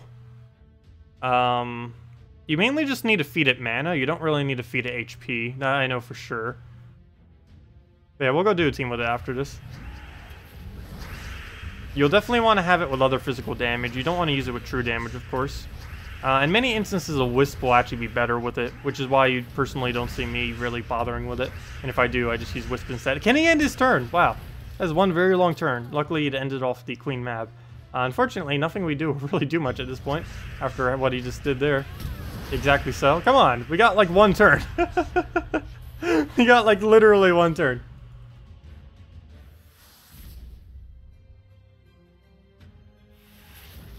Why sometimes 3 times Kraken or 3 Krakens with Troll one shot when you have 15 plus gems on the board and sometimes do no damage? I've never seen them do no damage, nor have I ever seen them do one shot. It can sometimes calculate to more damage than it should. It can sometimes calculate to less damage than it should, but it should never one shot or do 0. I've never seen that happen. But the game functions very weirdly when you clump a lot of gems together. It's one of the reasons why they were kind of trying to lower gem spawners in the past, but they ended up buffing trolls, which has made a couple of kind of glitches reoccur. They've always been in the game, the glitches that occur when you make gigantic clumps of any kind of gem. But they've been trying to limit gem spawners to not be able to do too many gems to kind of mask the fact that there's a bunch of glitches with it. But yeah, they'll probably fix them eventually. It's probably really hard to code because there's so many, probably millions of different combinations that can end up getting formed with gigantic clumps of gems, and a good majority of them do not function correctly. Let's see. Oh yeah, let's go do the Sunbird team. Someone just asked for that, or the low light ended up asking for it. Let's go throw Sunbird. So the Sunbird, utilizing the fact that it can die. Sounds so harsh. So we can go throw an Elspeth into immediately, which works pretty well. We can just Elspeth directly into a Sunbird to get it killed. Oh, I know what I did with it. I probably threw Ketris with it, didn't I? I can almost guarantee I threw Ketris with it. So, Princess Elspeth, Ketris, we need one other troop. Maybe Hellcats? Hellcats blocked. What are we missing color-wise? We're missing... We have everything. 1, 2, 3, 4, 5, 6. Oh, we actually have everything already. What else do we throw into it then? To go feed it. We need more red. We need something that can supply us with more red. So I guess we actually put that down by 1 and put a Hellcat in first slot. And try it like that. We can also put Sunbird as a tank if we really wanted to. There we go, Sunbird tank. Let's make that happen. Oh, wait. We can't use Elspeth. I forgot. Never mind. That's not how the Sunbird functions. I forgot. That's not going to work. We have to go and... what we do is throw a Courage instead. My bad. I forgot. I keep thinking that this thing can revive when you kill it, but it doesn't. It only revives when you do its ability. So we'll go with it like that. And instead of double yellow, we go double red. Kind of like a Mercy team, except different color. There we go. Okay, we'll just roll with that. And then we just get one huge Sunbird down immediately into a Ketris, into a bunch of kills. Move that down. Really bad board. Wow, there's almost no red on it. Might just skip my turn to get some mana.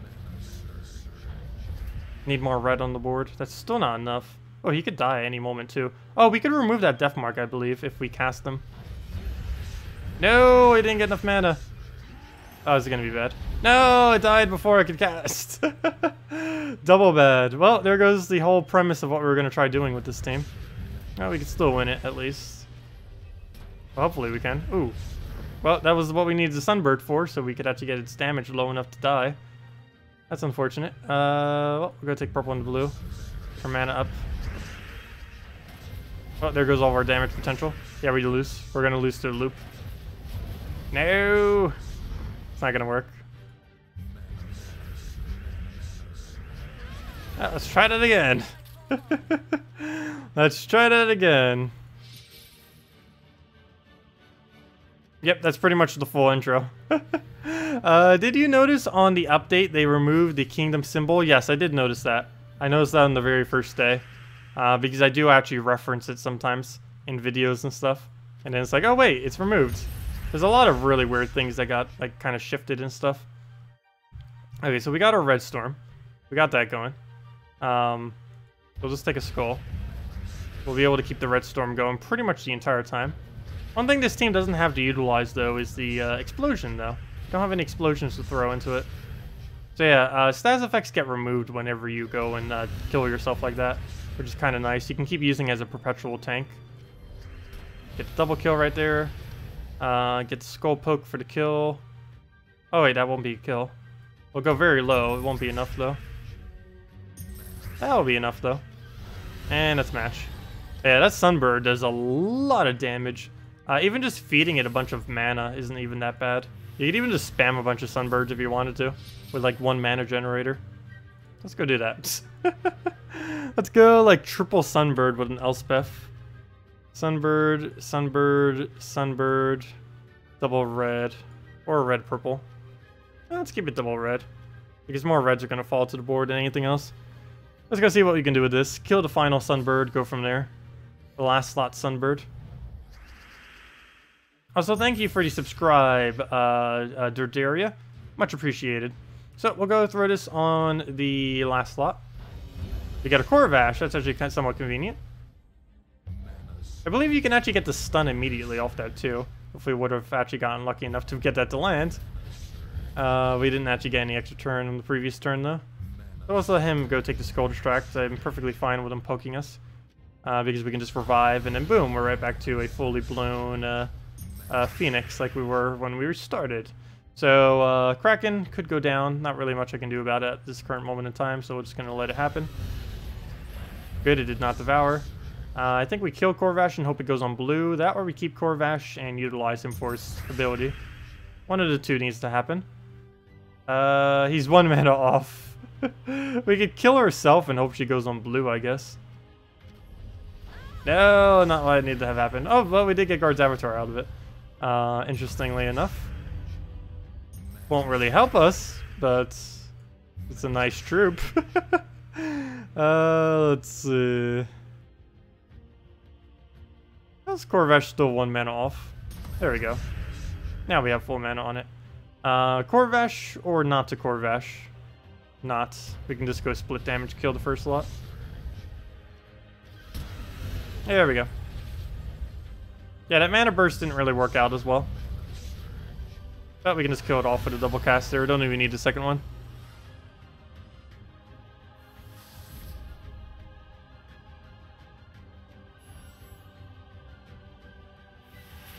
And then I always go fast with saying the subject for the video.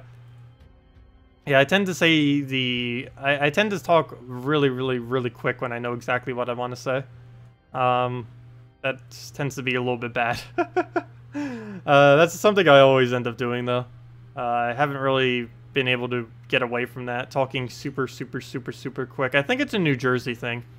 Because everyone in New Jersey just wants to get to, like, point A to point B as quickly as possible.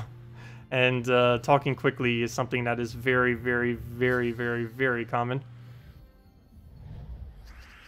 Okay, where do we move? We'll go and take purple upwards, and then just go into another cast.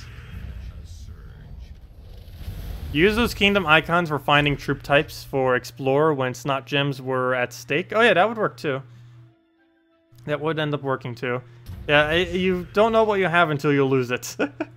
Like us not having that little thing in the corner. It doesn't seem like much, but it is very helpful. I'll take our extra turn right up from the corner. Take the extra turn from down there. And Dragon Soul it for the kill. That's why this team is supposed to be one of the best in the game. Unfortunately, it doesn't always do what just happened there. If it could do that every single time, that'd be amazing. But I'll take when we can get it. Yep, that is a really weird team to be using this late in the game. He's a level 1000 using a team that I would expect at like level 100 or something. Or 200. Maybe he just doesn't have any other options at the moment. Particularly the Phylacracy, that's a really odd one to throw in. About a year ago, this weapon did end up getting a soul gain. Before, it didn't used to give any souls. All it used to do was restore your life to full, gain an extra turn, and that was it. Now it gains a bunch of souls as well, which is kind of nice, but so many other soul farmers out there that you could be using. Hello, Kellerva. Welcome. What do I think of Gorgoltha, Silent One, Moloch, and Inferno King for Guild Wars, I assume? I guess that is fine. You don't have any summon, but you do have Silent One, which is nice. Biggest issue is having an Inferno King on your team when you might lose Gorgoltha, because you're going to be putting a lot of skulls, and with those skulls, you could, once your Gorgoltha goes down, the excess souls you're going to be putting onto the board, the AI will be taking way too much. It'll work while your Gorgoltha is still alive pretty well, because it'll keep getting distracted and hitting a Gorgoltha that's really tanky, and basically make the AI do nothing. But if you're up against like a Scion, that team's going to struggle really hard. Other than that, I think it'll be perfectly fine. Oh, the only other thing is you might want to put your Moloch behind your Inferno King. Definitely keep the Silent One up front to be able to get that as quickly as possible, assuming the entire enemy team can be silenced.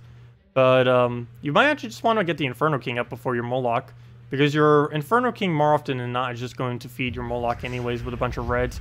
If you do it in inverse order, you're going to have a full Moloch, but then once you get a full Inferno King, you're already going to have a full Moloch, so you're just going to have to cast the Moloch anyways. So you might as well put the Moloch behind your Inferno King, just to get the Inferno King up quicker. Because the only thing that uses red on your team is going to be the Moloch, so if you're going to put a bunch of red into your mana generation from the Inferno King, you're going to have nowhere to put it if the Inferno King is, I mean, if the Moloch is in front of your Inferno King. So you basically just want to put it behind. Basically just last slot the Moloch.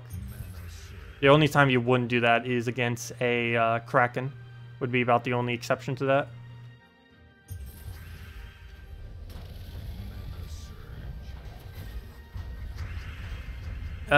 Mana Conflict, Queen Mab, and Dragon Soul, Valkyrie, and KrissTigger. That could end up working. I don't think I've ever bothered using Queen Mab in first slot, though. It's a little bit of a weird spot to put her. It is perfectly fine using her in first spot. Generally, if you're going to be using a first slot blue-purple, though, obviously the choice that most people will go for is the Scion, due to the mana stealing capabilities that it has. But, yeah, that technically would work. It's not like she's any weaker in first slot. She's not even that flimsy either.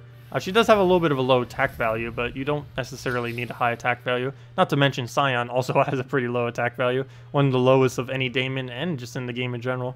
What happened with the Kingdom of Merlantis? Oh, Merlantis has been moved back about a month. I believe the reason for this is two reasons.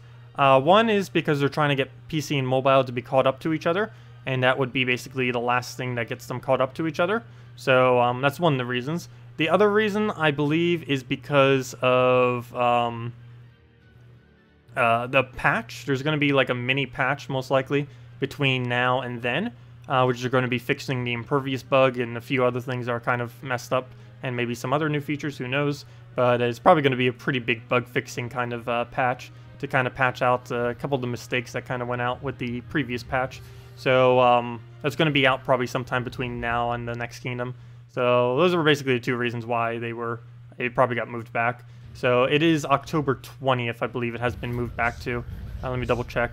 From what we understand, yeah, October 20th is the new Merlantis Kingdom, and that's probably applicable to console as well. I believe both will be getting it simultaneously, I would assume, because by that point, console should 100% be caught up to PC Mobile. They might even make an announcement for when that kingdom comes out, saying that they're both officially now up to date forever. I wouldn't be surprised if they make that announcement when that occurs. Oops, I meant to take the other brown. Fail. The misclicks. Not going to matter too much, though. We'll just take the skull, throw into a Dragon Soul, go from there. Did I say PC and console? PC and mobile didn't catch up to each other. PC and mobile has always been caught up to each other, except for the most recent patch. But right now, yeah, they should be perfectly identical. I don't believe there's any discrepancy between PC and mobile at this current moment, other than maybe a few bugs that might occur on one and not the other. But as far as like the major things, as far as mechanics and everything, and like the, you know, the major bugs like impervious not working, both of those are perfectly identical across both the platforms. But yeah, I believe I meant console and whatever I was just saying. Did I accidentally say PC mobile? I meant all the platforms. Every platform in the game should be up to date by then. So yeah, I have no clue what I ended up mentioning there, but yeah, I meant all platforms, including console. Okay, so what should we go through? Sunbirds? No. We threw to some. Oh, let's go back to infinite loop purples. Why not? I need to practice this anyways for when the next purple day comes out. We end up getting our highest score ever, I believe, on this team. It was 7,600 points, which is definitely really, really solid. Okay, where do we start? Not the greatest of boards, but he gives us a red into a red, so I'll take it. Not enough mana. There we go. Not enough purples. Please lands. Perfect. Please lands. Nice, nice. What is that? 4 turns in a row? 5 turns? Let's say 4. Let's see. 4. 5. 6.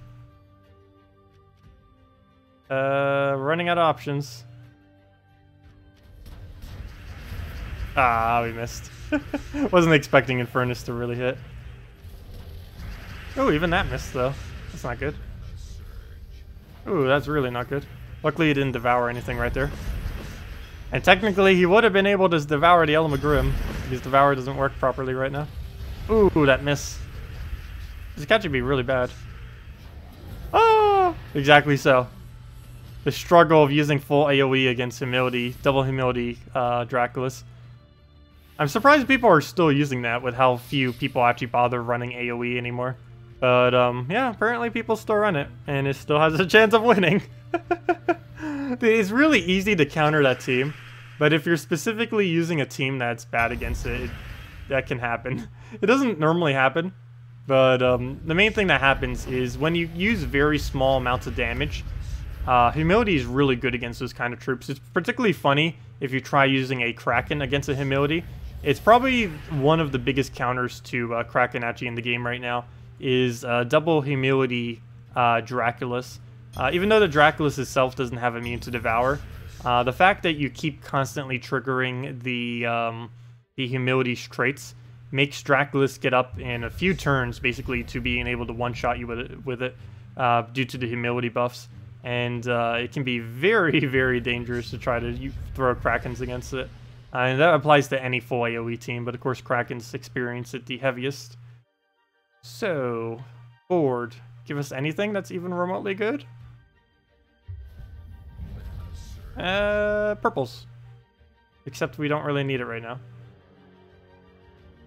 Well, we're still taking it. Need to take something off the board. So we'll let him get skull distracted. Oh, he got full mana. And he casted it. We lost. He's gonna silence us. Do I seriously need to start making silence teams too now for these things? You know, Corvash is literally in the entire team. I always find it really funny whenever I lose this team. If you break down what the team is, it's actually ridiculously easy. You kill Corvash and then you win. The problem is if you don't kill Corvash, you get basically like infinitely drained down to the point that you can't do anything.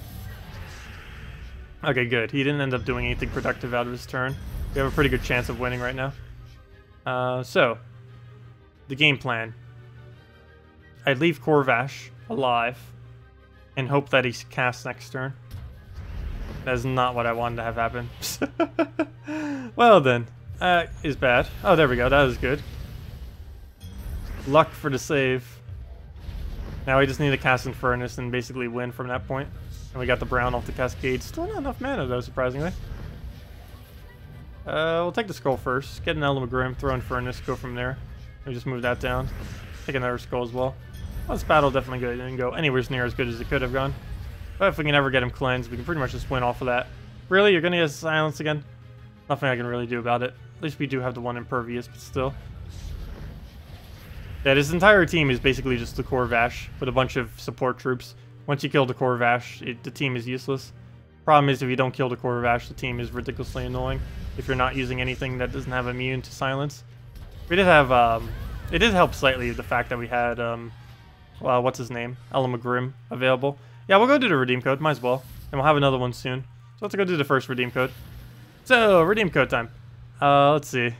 Redeem code, redeem code, redeem code. Well, I'm on the list of all the things that have ever been released right now. Let's see, is there anything else noteworthy? How far did they even do it up to?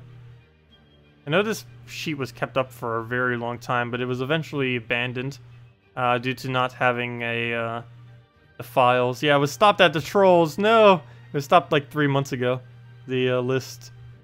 Aw, it was such a good listing too. I don't know if anyone's still maintaining the up-to-date version of that. Anyways, let me go and find where on earth my codes are right now.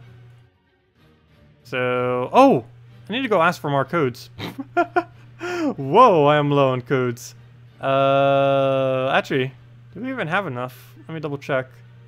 We'll have enough to do today, and probably tomorrow. After that, yeah, hopefully Salty will have more on Monday. Or maybe we'll catch her at some point later. Here we are, redeem codes. Yeah, we are running low. 1, 2, 3. Oh! Oh! I didn't realize we were that low. Oh no.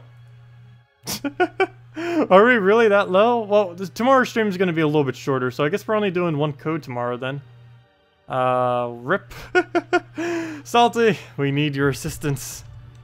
If I could make my own codes, I would. I did not have the capability to do so, though. But yeah, let me go make one. So we'll definitely still have 2 today, but we'll probably only have 1 tomorrow. Tomorrow is going to be a much shorter of a stream anyways, than what it normally is. But there we go. La la la. There we go. Triple laws. Wait, how's that possible? Okay, yeah, the 3rd law has 3 A's. Don't get tricked by it. It's not a double A every single time, it's a triple A.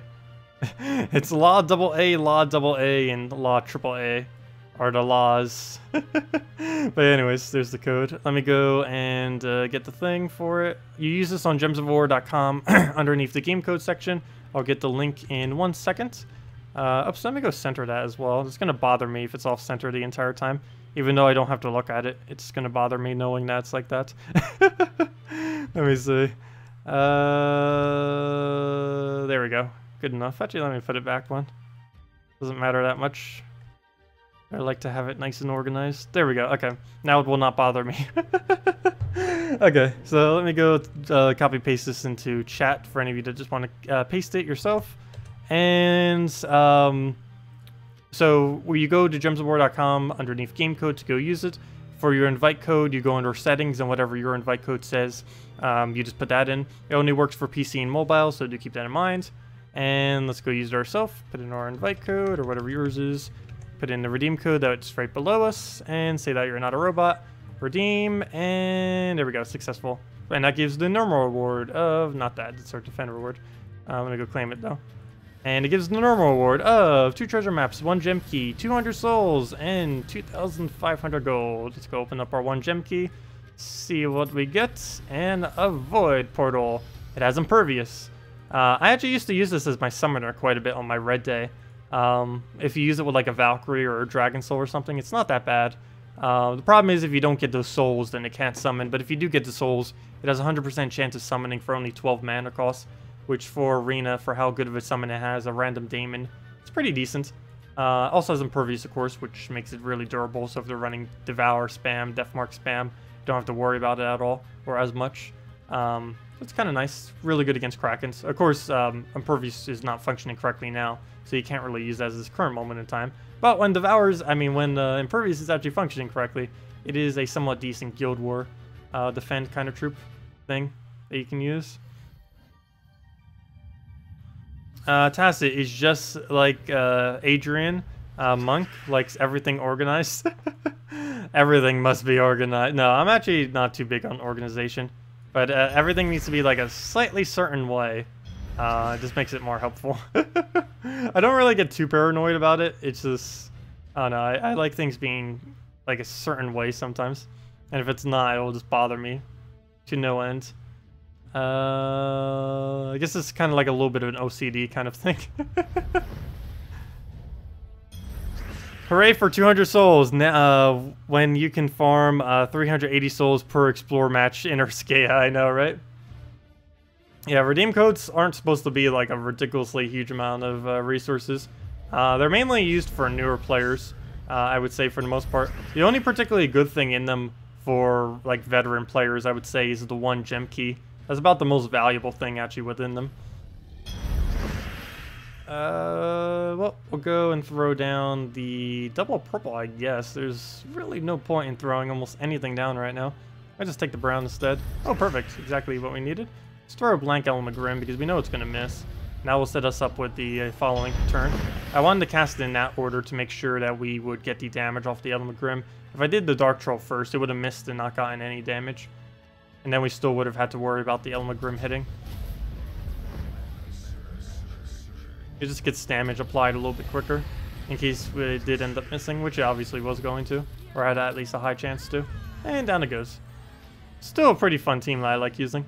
Not one of the best teams out there, but it does the job. Actually, it is one of the best teams out there, but it's not the absolute best. It's just something I love using because it fits the playstyle pretty well. Particularly since spamming gems on the board has been making a bit of a comeback as of recently.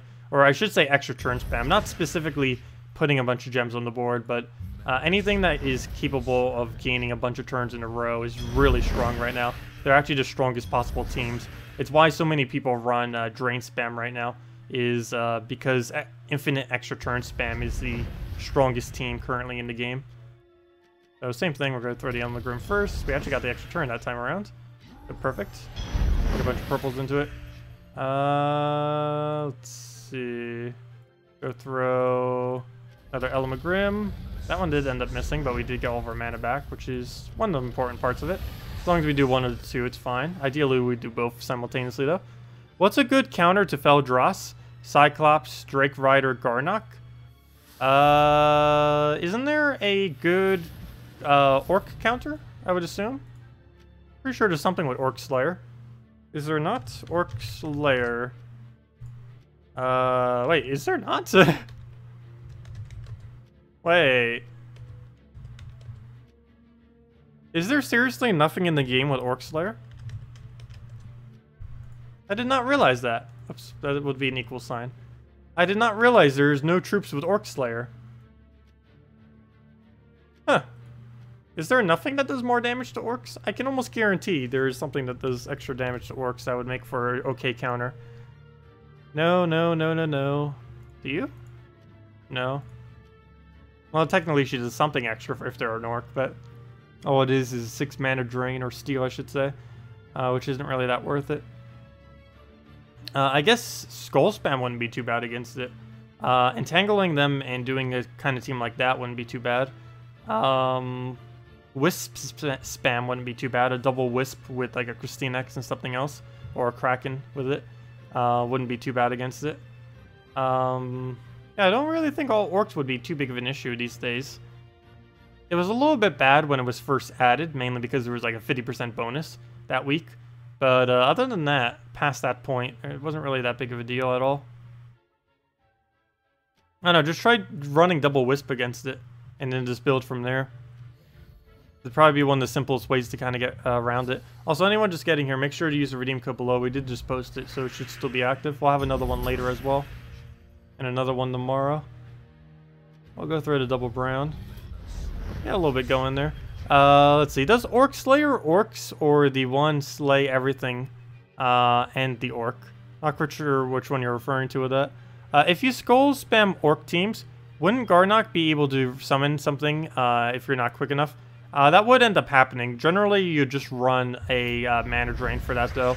You could do a skull spam cockatrice team, because then you'd have the drain for him, you'd have the browns, and then you could just throw like a Keeper of Souls or something on your team, or a Shegra, or any of the other skull-related options, and you'd still have the extra skull-related damage. There's plenty of troops that are kind of like that, that can do multiple roles simultaneously. And of course, the cockroaches would end up doing the role of not only mana draining, also entangle, but also skull spamming, because when they are entangled, it does 2 times as much damage. And of course, the main things you would be entangling would be the frontline troops, and if they were entangled, you would then be doing twice as much damage. Normally with skull spam, they would end up dying anyways, though. The 2 times is mainly just to ensure that they die. Particularly since they have 25%, quite a few of them have 25% skull resistance within the kingdom.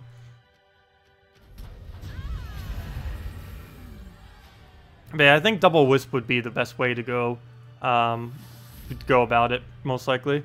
Also, thank you, Udo Herniku, for the subscribe. Much appreciated. Much appreciated. Did I notice that the stream delay is really low nowadays? Is it? I haven't changed anything. It could just be YouTube making modifications or something. Literally none of my settings have ever changed as in regard to that anyways. So either my connection is randomly getting better out of nowhere, or YouTube is changing something with it. But yeah, I always kept my delay as low as it could possibly go. The only thing that is slightly... Actually, no. I don't think anything's really making a higher delay at all. Yeah, it's pretty much always been as low as a delay as possible. The main reason for this is because I talk to chat a lot.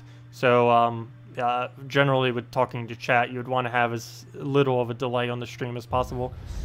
But yeah, how much of a delay are you seeing right now? I'm not quite sure how much it is. I know in the past it used to be like almost upwards of like a 15-second delay. Not quite sure what it is these days though. Technically, it's a 0 delay, but of course streams always have at least some very small amount of delay. regardless of how little delay you have. Are there any good early game Green Day GWO teams? Guild War, wait, what does the O stand for in that? I assume you mean Guild Wars. Are there any good early game Green Day teams? Early game is the hard part about what you just said. Early game, anything within Guild Wars is ridiculously hard to do.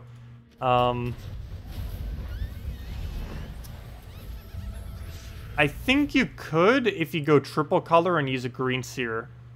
Because you could end up going Direwolf, green seer, and then 2 other support greens to kind of make the team function. Something along those lines. Trying to go pure green. I don't know if there's enough cheap enough options to be able to work with early on in the game. You'd most likely want to use Goblin, because you'd probably already have that from their tutorial kind of area when you first start off in the game. The only problem is Goblin doesn't really serve much of a purpose within Guild Wars. He's good for some PvP battles, but he's not really that stable for a Guild War battle. Yeah, I don't think you can get away with pure green. Actually, almost every color you can't really get away with going pure color early on. You generally have to build triple color teams with the main converter. So if you wanted to go pure green, you'd have to put 3 greens and a green seer. If you wanted to go pure red, you'd have to go a Hellcat with 3 reds and stuff like that. That's generally what you have to do when you're first starting out instead. Because trying to go pure color is just way too big of a handicap normally. Even when I make new accounts, I generally just use whatever my PvP team is. Mainly because you're not going to have the capability as far as your team selection nor the stats to be able to compete within things like Guild Wars. Still participate in Guild Wars though, because regardless of how bad you get steamrolled, you still get a very small reward for participating within the Guild Wars, and that small reward is still better than getting absolutely nothing. Let's see. Oh, Guild War offense. I never seen anyone actually word it like that. I always just assume whenever anyone asks for a team, I assume they mean the offensive team. Generally, no one asks for defend teams, and if they do, they specifically mention it. You normally don't have to worry about defend teams as much. We will have to cover it quite a bit, though, once they make some modifications to Guild Wars. There is a pretty big change that they are going to be making in the future that they were talking about, though have not actually implemented. And that is that they were going to add unique defense to the whole Guild War system, where basically you'd have to end up using 24 unique troops to be able to get the full amount of points, basically to incentivize late game players to actually use different teams. That was the main reason why they were adding it like that. It's not really going to penalize newer players at all, because their scores are already going to be relatively low, so they're not really going to care too much about the score difference. But it will basically indirectly force late game players to build not the most overpowered teams, because they'll have to, if they end up choosing, like, let's say a Kraken, well, they can't use double Kraken, nor can they use in any of their other teams for the entire week a Kraken in their defend team. Also, that just died so ridiculously quick. What even happened? Let's see. Your girlfriend just opened a Draculus and an Amnesia for 50 gem chests. You're done. That is very, very, very lucky, to say the least. Wow. What did I come down here for? It's gonna kind of just see what we had as she saved. Oh, was that what I ended up using earlier? Interesting. I was curious what I was using earlier. Oh, I actually meant to put that in instead of Courage earlier. Oh, why did I put in Courage? So this was basically what I was using. That's funny. I ended up recreating the exact same team, except I accidentally put in Courage. That's funny. I didn't realize this was exactly what I was using earlier. I knew it was similar. I just didn't realize it was like the exact same. Other than the Courage on accident. Fail. Let's see. Oh, we'll go take the skull into the red. Get the double mana. We even got some green out of it, which is nice. What to move. Yellow, don't really need, per se. But we can try for the mana off the top, which we did miss, but we can now take a brown. And that gives us a really solid poke into the cleanup. So that will give us a kill, get our cleanup. and throw that down again into one more Ketris, and that's pretty much match. Let's go try to get ourselves some brown. Oh, perfect. We actually got it. Normally, it does not land for us. But we'll go move that down. Get ourselves a bunch of manas. Try getting another Ketris as soon as we possibly can. I can try scroll distracting. I'm not sure how certain we are that he will end up getting distracted by it, though. Might just take a red or something. Oh, you know what? I'm going to try for it. Nope, he didn't fall for it. He did not fall for it. But in him not doing so, I guess we just take it now. Okay. So it silences back there. It's a bit annoying. We might actually need to get Elspeth to kill herself. Just so we can get some HP back on her. Oh, now we got this thing. Also, this is the only troop in the entire game that shows every single color. Why? I did not know, but it does. Please convert red. Please convert green. There's like so many colors that would work. Or blue. There we go. Green. Got it. Wow, that was a big cascade. Out of nowhere from that. I'll take it. Move that down. Move that over. Move that down. Move that over. So much movement. And we'll throw that. That's pretty much match. What else do we need on the board? Guess we'll just take a red. Come on, land something. Well, he landed a skull, so it did something. They did say something, and that was something. Oh, he died. Though, that doesn't really matter at all. And now we kill him that way. Hello, Lior. Thank you. Thanks for the support. Glad you enjoyed them. Yeah, if anyone else has any other questions or anything you want me to go over team-wise or anything else, let me know. Let's see. Oh, is the new kingdom out? No, the new kingdom isn't coming till the 20th of next month. They ended up shifting it back quite a bit. The main reason most likely is so they can release it to all platforms at once, PC, mobile, and console, all simultaneously. I believe that is the main reason for the delay. Also, I believe there's going to be a mini patch between now and then, I would assume. And that's another thing that they're probably trying to get done in between that time, before the new kingdom actually comes out. So yeah, unfortunately the new kingdom did end up getting pushed back a little bit. Not too big a deal. If nothing else, that's could possibly even be seen as a benefit, because that will give us a quite a bit more time to actually accumulate resources for the new kingdom.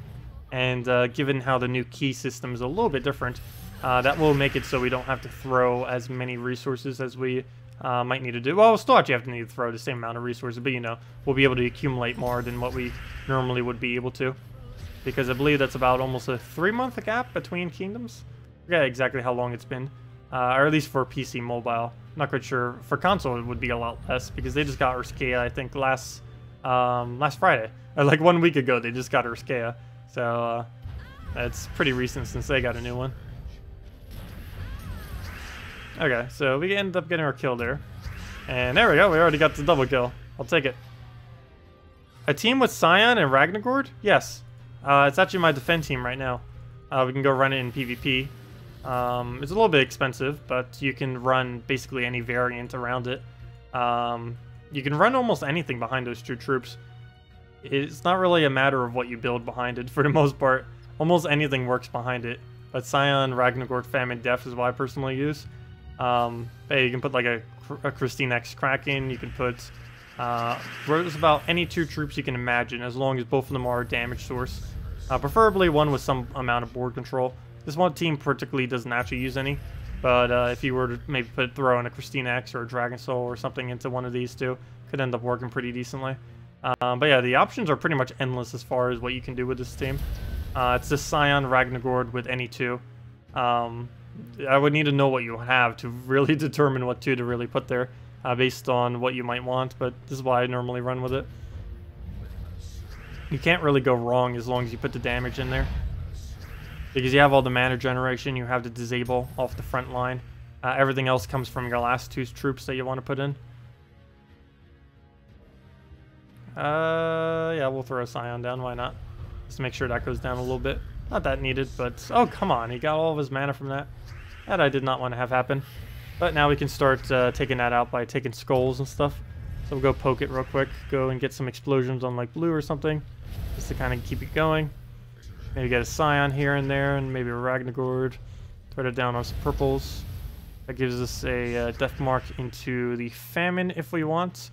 We'll probably place the death marks now. Could have taken a skull to kill it. Don't really think that's too needed though, but I guess I'll go for it. Don't really have anything else to do with our turn at the moment. Go throw down the famine. That will kill that out, and now we just have to deal with the one, and we can start targeting it since it's the only one. Throw down the Scion, all the damage gets focused, and now any skull we do will kill it. And nope, we didn't get one. That would have been nice if we could have.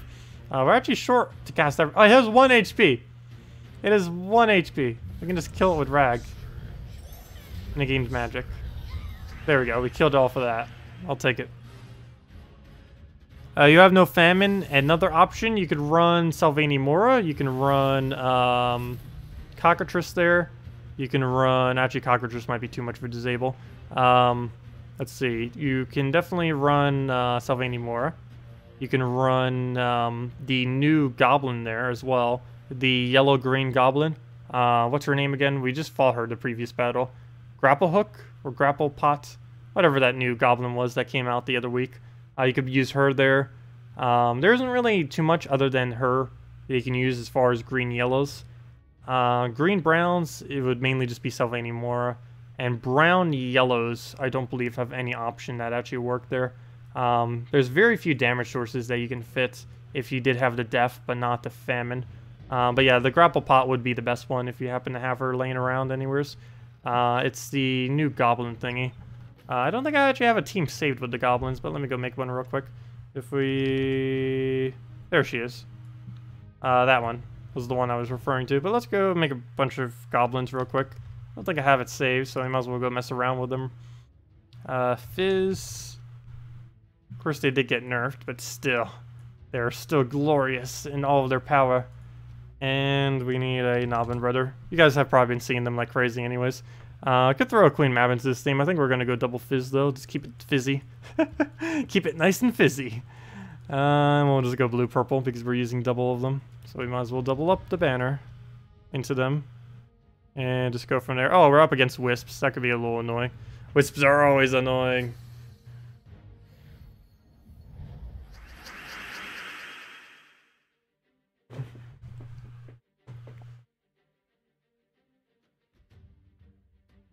Oh, if you don't have Def, you could put in a Queen Mab would work pretty well.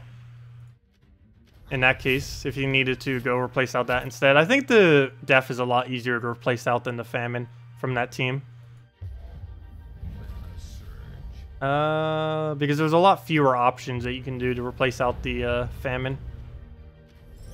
It's one of the reasons why Famine generally is one of the troops that people like really want to craft. There are a lot of situations currently in this game. Actually, Grapple Pot recently just became an alternative to her. I mean, to him. But prior to Grapple Pot, there was almost no really viable green-yellow alternative. And under many colors, there's very few things you can actually replace a Famine with in most teams. But now we have Grapple Pot, and in the future we will have more options. So do keep that in mind before you actually craft a Famine. Famine is only really going to get weaker over time, not stronger. He's already basically reached his peak, and oh wow, we got a magic buff on that. That was really nice. But he's never really going to get much stronger than how he's been in the past. So if you do bother to craft him any time in the future, do keep that in mind. Why doesn't anyone use Cathartic Zix? Because Death Touch isn't that good anymore. And he's way too random. If I'm not mistaken, that troop is the highest base HP in the entire game, though, which is an interesting fact. But if we go into, yeah, if we go into our trooper list real quick, if we go over to troops, if we go into sort by, I completely forget which one is under. Sort by hit points, right? Yeah, by life. If we sort by life, you can see it actually has the highest HP in the entire game, which is, out of the two defensive stats, the better one. So why exactly does it not get used? Mainly because its traits and everything are just horrible. Well, first, its ability. 3 to 32 damage, that's already bad. Just seeing that as a number is horrifically bad.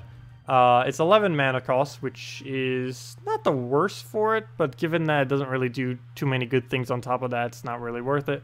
But next one, increase a random skill by 8. That is a static 8 and is relatively weak these days. When it first was released, that was a little bit bigger, of course. Well, it was still the same number, but relative to the other numbers in the game, that was stronger. Nowadays, it's pretty useless. And a 50% chance to jumble the board. It does not automatically gain an extra turn in any way, shape, or form, though. So that jumble is normally a bad thing, not a good thing. Even if it does trigger, it's normally more bad than good. Defender trait is near useless. Jinx is somewhat useful, though only useful if you can put multiple. And so few things have Jinx, and you would never bother using more than one of this on your team. And Deft Touch used to be pretty decent on it, as well as anything that had Deft Touch. Nowadays, it's pretty bad, though, as I mentioned before. If you keep placing Deft Touch on an enemy every single turn, they will never die because there's a 1-turn delay on it.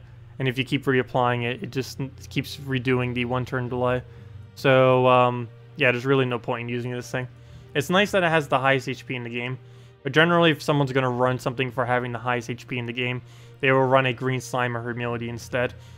Basically, people just ignore that ellcarjen even exists. Or Kathy, I believe is her nickname, or its nickname, by the devs in the community.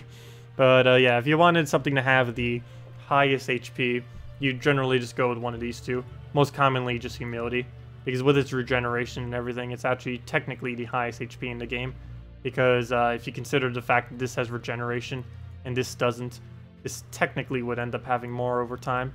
Not to mention it starts with the extra 2 life, which means it technically has 71, whereas this technically has 70, and this of course has 72.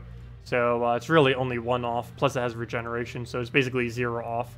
So yeah, generally humility gets used for the highest HP in the entire game, and the other ones just basically get ignored. Green Slime used to be really good in the past, even though it has never been changed to be weaker. It's just other things have gotten stronger, so it doesn't really get used anymore. It's mainly used like a giant spider. It's basically like a lower mana cost giant spider that's a little bit more random, but can give you even more mana in some instances. It's a little bit of a weird troop. It has its purposes, though these days it doesn't really get used that much. It's almost better going. It's almost always better going giant spider instead of a green slime. I think the main thing that put it into its coffin as well was Guild Wars, because of how much more important it is to summon than it is to just get slightly more mana. Due to that reason, basically everyone in Guild Wars, if they need that kind of mana, will run a giant spider instead. Plus, if you're using green seer giant spider loop, it just works so much better with a giant spider than it does with a green slime. There's also the slight problem where it ends up denying out your color, which is a little bit bad in some instances, particularly since you can't target that color. Okay, so first things first, let's go get the stat up. Well, we got an attack buff on first slot. Not exactly what we needed, but out of any slot to get an attack buff on, that is definitely the most useful one. So we'll just throw a little bit of pokes around everywhere.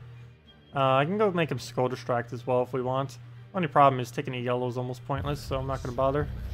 We'll get KrissTigger up right there. Skull, I guess we'll go for just for a wisp kill. Oh, do you know what? Maybe we shouldn't have done that. I forgot. Now he just replaces it. Oh, that's unfortunate, but at least that's one less wisp we have to worry about. And his purple will just go into a useless troop. Well, maybe not completely useless, but less useful. It does have freeze, though, which could be a little bit annoying. Let's get his ability off before we have to deal with it. He did not get explosion. We got another attack reduction. 0, 0, 0, and 9 on the one that just got the first attack reduction of this battle. Oh, we lost one of the fizzes. Could potentially lose this. Oh, I did not take that extra turn, apparently. That's not good. Especially with an all-goblin team. I'll go throw that down. Yeah, let's go for a kill. Secure that. Oh, there we go. Perfect. Well, we'll throw this one first. Nice explosion, except we already had mana pretty much on everything. I'll still take it. Damage, skull. Gotta get that KrissTigger killed. And we'll just take it off of purple. Oh, I could have just killed it. Could have just swiped the skull instead. Fail! It actually could have been dead right now. No, now it can actually kill us and win. Oh good, it went for the queen map instead. Is that enough damage? Yeah, that's enough to win off of. No, it's not. It wasn't. Oh, because we lost the goblin, it does less damage now. Aha! Well, we'll go throw that down. Please, stop doing useless things, like attack reduction. Down it goes. What do you think of Ketris? Ketris is decent. He's normally too big of a liability to really bother with, personally, I would think. We have been using that one red team that is pretty decent. The one with the little phoenix guy.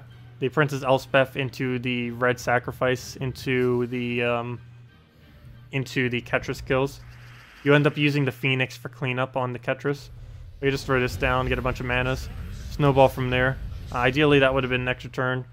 What else do we need to move around? We do have a red storm right now, which we can utilize. Still somehow did not get it though. So we'll throw some poke damage, take a red, go from there. Ideally, this last slot would also have some kind of red on it. We'll go take a red right there. Tried for another red. Oh, but we get an extra turn off it. Perfect. So we'll go and throw a Ketris. Then go do cleanup with the bird. And then we just throw whatever to kind of finish out the battle. We could just throw like another bird or something at this point. So we'll go take that up. By getting another red, take that.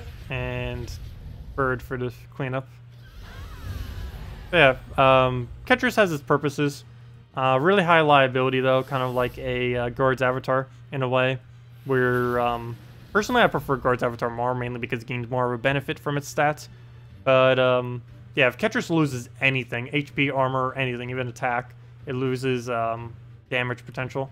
And of course magic would obviously also. So anything that ever gets reduced on, if it gets entangled, or if it gets webbed, or if it gets bone dragons or armor tiered or anything like that, or just even hit in any way, shape, or form, it ends up losing value, which is a little bit annoying.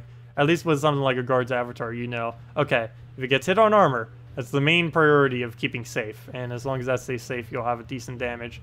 But with him, it's, if anything even gets touched, he's going to lose a lot of damage potential, which makes it a little bit annoying. His whole pattern is hit second slot, hit fourth slot, then you win.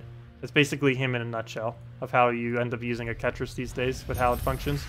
So we'll just get our mana up. We throw it on the second slot, that gets a kill. Then throw down some cleanup, optional. Then we throw it down on fourth slot, dead, and then you go from there. That's basically the match at that point. End your turn. Good. Do we have any good drops? Doesn't look like it. Let's go take a red, play it safe. And then throw Ketris number 2. And then throw the cleanup cast. But yeah, it's not the best mythic out there. It can work. You generally have to build red spam, firestorms, and stuff like that with it. Luckily, there is a lot of firestorms on Def. I don't know why, but there is a ridiculous amount of storms that you can create when something dies. There's this thing that creates a firestorm when an ally dies. There's Infernus, which creates a firestorm when an enemy dies. And actually, that's all of them, but still. There's only currently 2 colors that even have something like that, red and blue. And red has 2 different variants of it, which is kind of nice. And of course, you can get a storm just by a normal kind of storm cast, if something can make a firestorm. Generally, it's better to use Infernus or Sunbird, though, for the purpose of creating that storm. Not to mention Sunbird doubles as being able to get that disabled. Yeah, Snow Hunter is the one who has the blue storm. It's the only other troop that has like a storm that's kind of related to that. She applies hers when the enemy ends up dying, kind of like how an Infernus does it, except for red. One thing to note about it, which is something I did go over earlier, but if there are 2 different storms that trigger when off a trait, it triggers it based on top to bottom. So, for example, if we were to have this team right here, let's just say, this random team of, I only have 1 Infernus, let's just put a bunch of random troops into the team, and this is a natural team. I'm just gonna make something real quick. So, let's say this was our team. Sure, that one. So, let's say this was our team. We have a troop that creates a Icy Death, which creates a Ice Storm, a Blue Storm when an enemy dies, a Red Storm when an enemy dies, and a Blue Storm when an enemy dies. In this case, what would end up happening is a Blue Storm would get created. It goes from top to bottom to trait checks, and whatever one is the most last will end up creating the storm. So in this instance, a Infernus would end up creating a red storm. I mean, a Snow Hunter would end up creating a blue storm. In this case, an Infernus would create a red storm, blue storm, red storm, red storm, red storm, blue storm, so on and so forth. But yeah, it just does it based on whatever one is the lowest down will end up creating a storm, so red storm. But that's how that works. It's not really too applicable as this current moment in time, mainly because there's so few of them. They're literally the only two. But as they add more into the game, that's going to become more relevant. What I just explained. Let's see. Well, we'll go move that up. Anything else we need to go do? Probably throw the Ketris and then clean up. Actually, we have this other blade that we can throw as well. Oh, throw that first. Actually, let me go throw this blade. We can probably get a kill off it. And then we can clean up off of that. There we go. And now we just need to poke it with anything, and we already won. Oh, that would have been better if that was green. I mean, red. Colors, how they work. Okay, well, we'll go take the red right there. Get that going. Just let him do whatever. It's not going to matter too much. Seriously, can we just get one little poke? All we need. No red, no purple, no nothing. Go try for it that way. Come on, you even have red storm to try to help with it. There we go. Got our purple. Get rid of our freeze. And it comes back as a new Phoenix, blazing without the freeze. Is the redeem code all used up already? Wow. We will have another one a little bit later. Hello, Sven. Welcome, welcome, welcome. If anyone has any questions, teams you want me to go over, or anything of the such, feel free to leave them in chat. Oh no, the dreaded double humility. Should I throw a Corvash against it? No, I don't think it's that needed.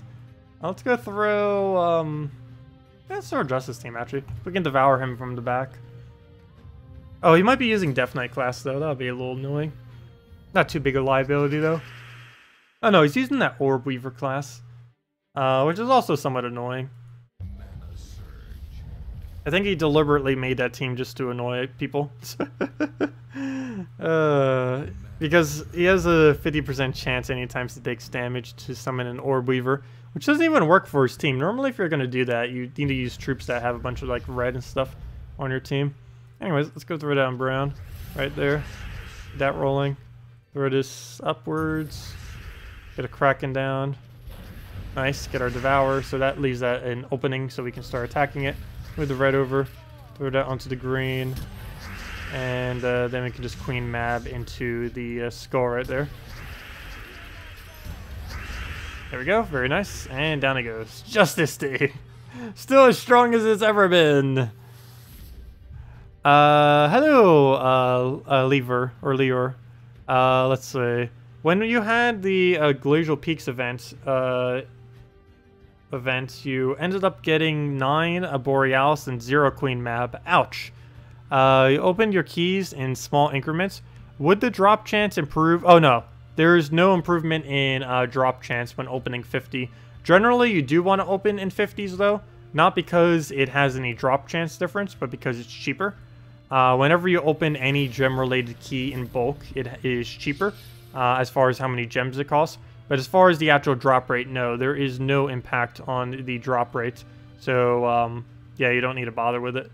Whatever the drop rate is just always the same. Doesn't matter if you open 1, doesn't matter if you open 10 or 13 or whatever number 50.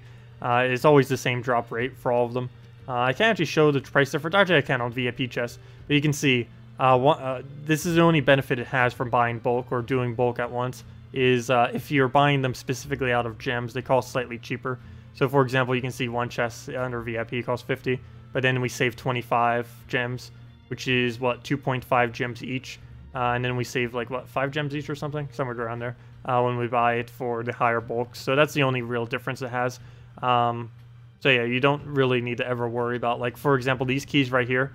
It doesn't matter if we open them 1 at a time, 10 at a time, 50 at a time, doesn't matter. It's going to be the same exact drops, same as these or anything else. There's going to be no difference in the drops, regardless of how few you open or how many. Only when you're buying the gem-related ones does it matter. And if you already have the keys, it doesn't matter. Like on those event keys, it doesn't matter if we open 5 or 10. It's not going to cost us anymore, unless we're finally reaching a depletion of 0 keys, in which case more just becomes cheaper. It doesn't give us any higher drops though. Okay. Anyways, well, we'll go move brown over. Oh wait, why did I take brown? Well, I guess green would have been equally as... Well, actually, no, green would have been slightly more helpful. No clue why I took brown. So, force a habit of taking whatever we kind of need to kind of get things going. But problem is, playing so many different teams, not knowing what you actually need to get going. Because sometimes I don't even bother looking to see what my team is. I just go based on whatever the board is rather than what my team is. But there are teams that you do have to switch what you actually go for on a given turn based on what the team uses. And this would be one of those teams because you need to really prioritize keeping blues on the board. Plus you need to, well, you can't use brown. Brown does nothing. That's weird. He's frozen and he ends up deciding to go and waste his turn instead of going for the skull. The new AI might be smarter in some instances, but it is really dumb still when it's frozen. Maybe I should start using Queen Map just for the purpose of freezing them. The AI is just so bad when it's frozen. Look at that. Instead of taking the 5x skull, though, in all fairness, it would have lost its turn as well if it took the 5x skull. So in that instance, it wasn't as bad as it was. But still. Definitely not the brightest when frozen. Or just in general, but particularly when frozen. I'll throw the Kraken down. Really nice. It's almost instantly killed. And that's match. Yeah, no problem. And if anyone else has any other questions, feel free to leave them. Oh, I didn't see the question. Sorry, what did Scary Dolphin say? Think something like a Bog Strider, Nyx, Giant Spider, Boar Rider would work. Let's see. I think everything except the Bog Strider sounds decent. The main reason is you kind of need something else to be able to use most of that mana. Particularly the blue. I feel like you're getting a lot of blue off the Nyx that you're not going to be able to use. I'd say move the Nyx into first slot or put a blue tank up front. Either put the Nyx in first slot and put another blue troop in... Basically what you have to do is go Nyx, Giant Spider, a blue damage troop, and then Boar Rider. I would say is a change you would need to make. So get rid of Bog Strider and just get something that uses blue that can do a lot of damage.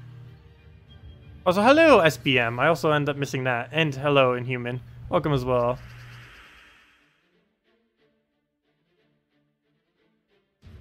Yeah, no, the AI is not always baitable with skulls, but it is always baitable with, while it's frozen, it still seems to 100% of the time go for the extra turn that aren't skulls, as weird as that might seem. But it really likes to go for extra turns still. So you can still force it into sometimes making that mistake. Or maybe it doesn't still always go for it, but it can make some really big mistakes still when it's frozen. More so than in other instances. So right here, I'm going to give it purple and hope it goes for... Never mind. That's actually a bad idea. Because the AI is not going to go for the skull. Speaking about what we were just talking about. So he'll get the drain right there. Not much I can do about that. Perfect. We got Valkyrie. Can we win this turn? That'd be great. Or at least kill him. 1 to 2. Please don't miss. Got it. Nice, nice. Oh, that solved that problem pretty quickly. Didn't get the extra turn. He did, though. And he just freezes himself. And wastes his turn. Well, we'll try to adjust this. If nothing else, it will give us Valkyrie alignment. Or should. And it does. And now we can just start skulling. We have a nice spread on the blues. Should end up landing.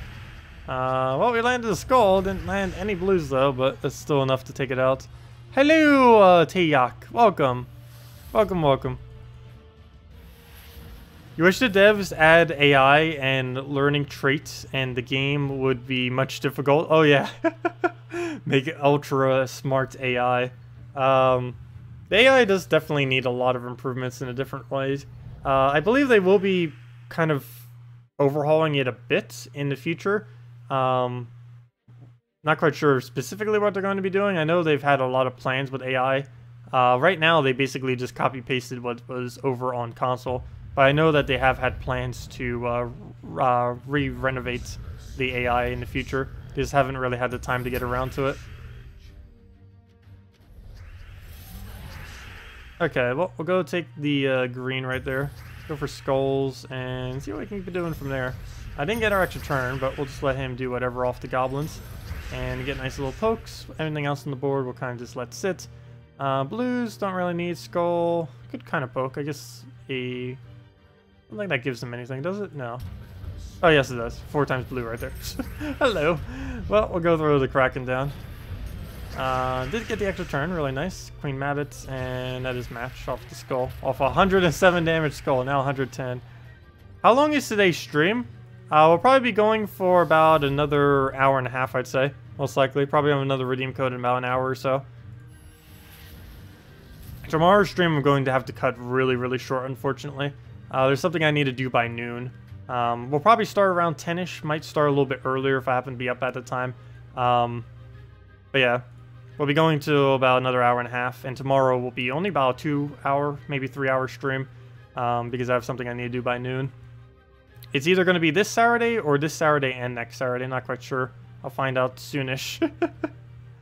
We'll find out soon. There's actually some kind of esports competition I'm going to be participating in for the first time ever. I've never really bothered with esports before, but it's a $1,000 prize, and runner-up prizes, I believe, go all the way down to 4th place for $200. And I do have a decent enough chance to make at least 4th place, so I figured I'd try it. If I can give like a few hours out of 2 days, or actually probably more than just a few hours, but if I can give like about 5 hours for 2 days to get like $200, even that would be worth it. What game is it for? Brawl of Ages. They actually just launched. I did one video on it recently. The game has a low enough player base, and I've been playing it here and there enough that I have a good enough standing in the game that I should be able to hopefully win on the thing. So for a few $100, that would be a pretty easy way to spend a Saturday or two. And I could definitely use the extra funds. Probably going to go straight into getting our new computer, which I still haven't gotten yet. The goal was to get it by the end of summer. At this rate, I probably might not even get it till like November. But we will be getting it in time. It will happen. Definitely need to do it before this laptop just completely explodes, or, you know, not literally explodes, but I'm just always scared whenever I wake up. It's like, will the laptop turn on, or will it not? Because this thing is starting to get pretty old, and it does sometimes like black screen there for like a minute or two. It's like, come on, don't do this. It never has actually gone like any kind of like really like kind of crash or anything like that, but I have been worried about it, which is why I want to get a new one. I think it's like 5.5 years old now at this point. Anyways, hello, Ripx Stock, welcome. Oh, you know what? We should probably go switch over to the other account. Is there any other teams you guys want me to do before I do? Because I still need to get to level 25 and start slowly heading over to the Soulforge. I still need to unlock Soulforge on that account. I don't think I'll have it done in time for the next video, but it is something I need to get done within the nearish future. Because the sooner we can get that done, the more free resources we can start getting for that account every single day. Or, I don't know if I'll bother doing every single day on that account, but the more free resources we could be getting, the sooner we unlock it. Hello, Aaron. Welcome. Can we see your kill counts speed farming team? Sure. Wait, this kill count on it? You mean... Wait, what do you mean by that? Kill count speed farming. Oh, you wanted me to use that team. Sure, I can go show it out real quick. Yeah, it is quite quick. There's 2 different variants that you use it in. You use it either within Explore for Tradestone farming, or you use it within, Oh, wait. What did I do? Okay. You use it, sorry. You use it either in Explore for Tradestone farming, or you use it in the first challenge of Divinity Fields, or any of the challenges that you can kill easily for the purpose of EXP farming on Warlord 3 difficulty. Alright, well, we'll go throw that down. And skull, dead. Right, left, or actually left, right. Now I don't know my directions either. Alright, well, that goes down. And yeah, I can go show my quick team real quick. Let's just do it against a random Explorer team. How about, Sure, how about Zol Carry? Why not? Explore. Explore. Super quick Explore team. Ultra fast. But yeah, this is currently from what the community and we have created. This is the quickest known build in the entire game. Nothing can win quicker than this team, from what we are aware of. Well, there are some instances where some teams can win slightly quicker, but as far as consistently over hours of time, this is the quickest possible win you can ever do in the game, is this team right here. It can win upwards of 3 times per minute if you are clicking like crazy. Normally, on average, it's going to be about 2.5 per minute if you're not like extremely clicking. But if you're getting okay luck and just constantly clicking without really missing any clicks or anything, this is upwards of 3 kills per minute, or 3 wins per minute. Of course, as I'm trying to show it, we're getting like one of the slowest possible battles you can even get with it. But yeah, overall, it wins about once every 25 seconds, somewhere around there. 30 seconds at the absolute most, but it can easily go as low as 20 seconds per win as well. In 4 times speed, yes, of course, 4 times speed. It is on 4 times right now, or should be. Is it not? Should be. I feel like it is going a little bit slower, isn't it? But yeah, it is on 4 times speed. And obviously, if you wanted to get the most amount of speed, you'd have it on 4 times. Again, really bad board, unfortunately. But 1 bomb bot will be enough to just clear it out, and then down it goes. Yeah. Very nice wins. Gives a lot of EXP, gets a lot of trade stones, gets a little bit of everything that you'll really need.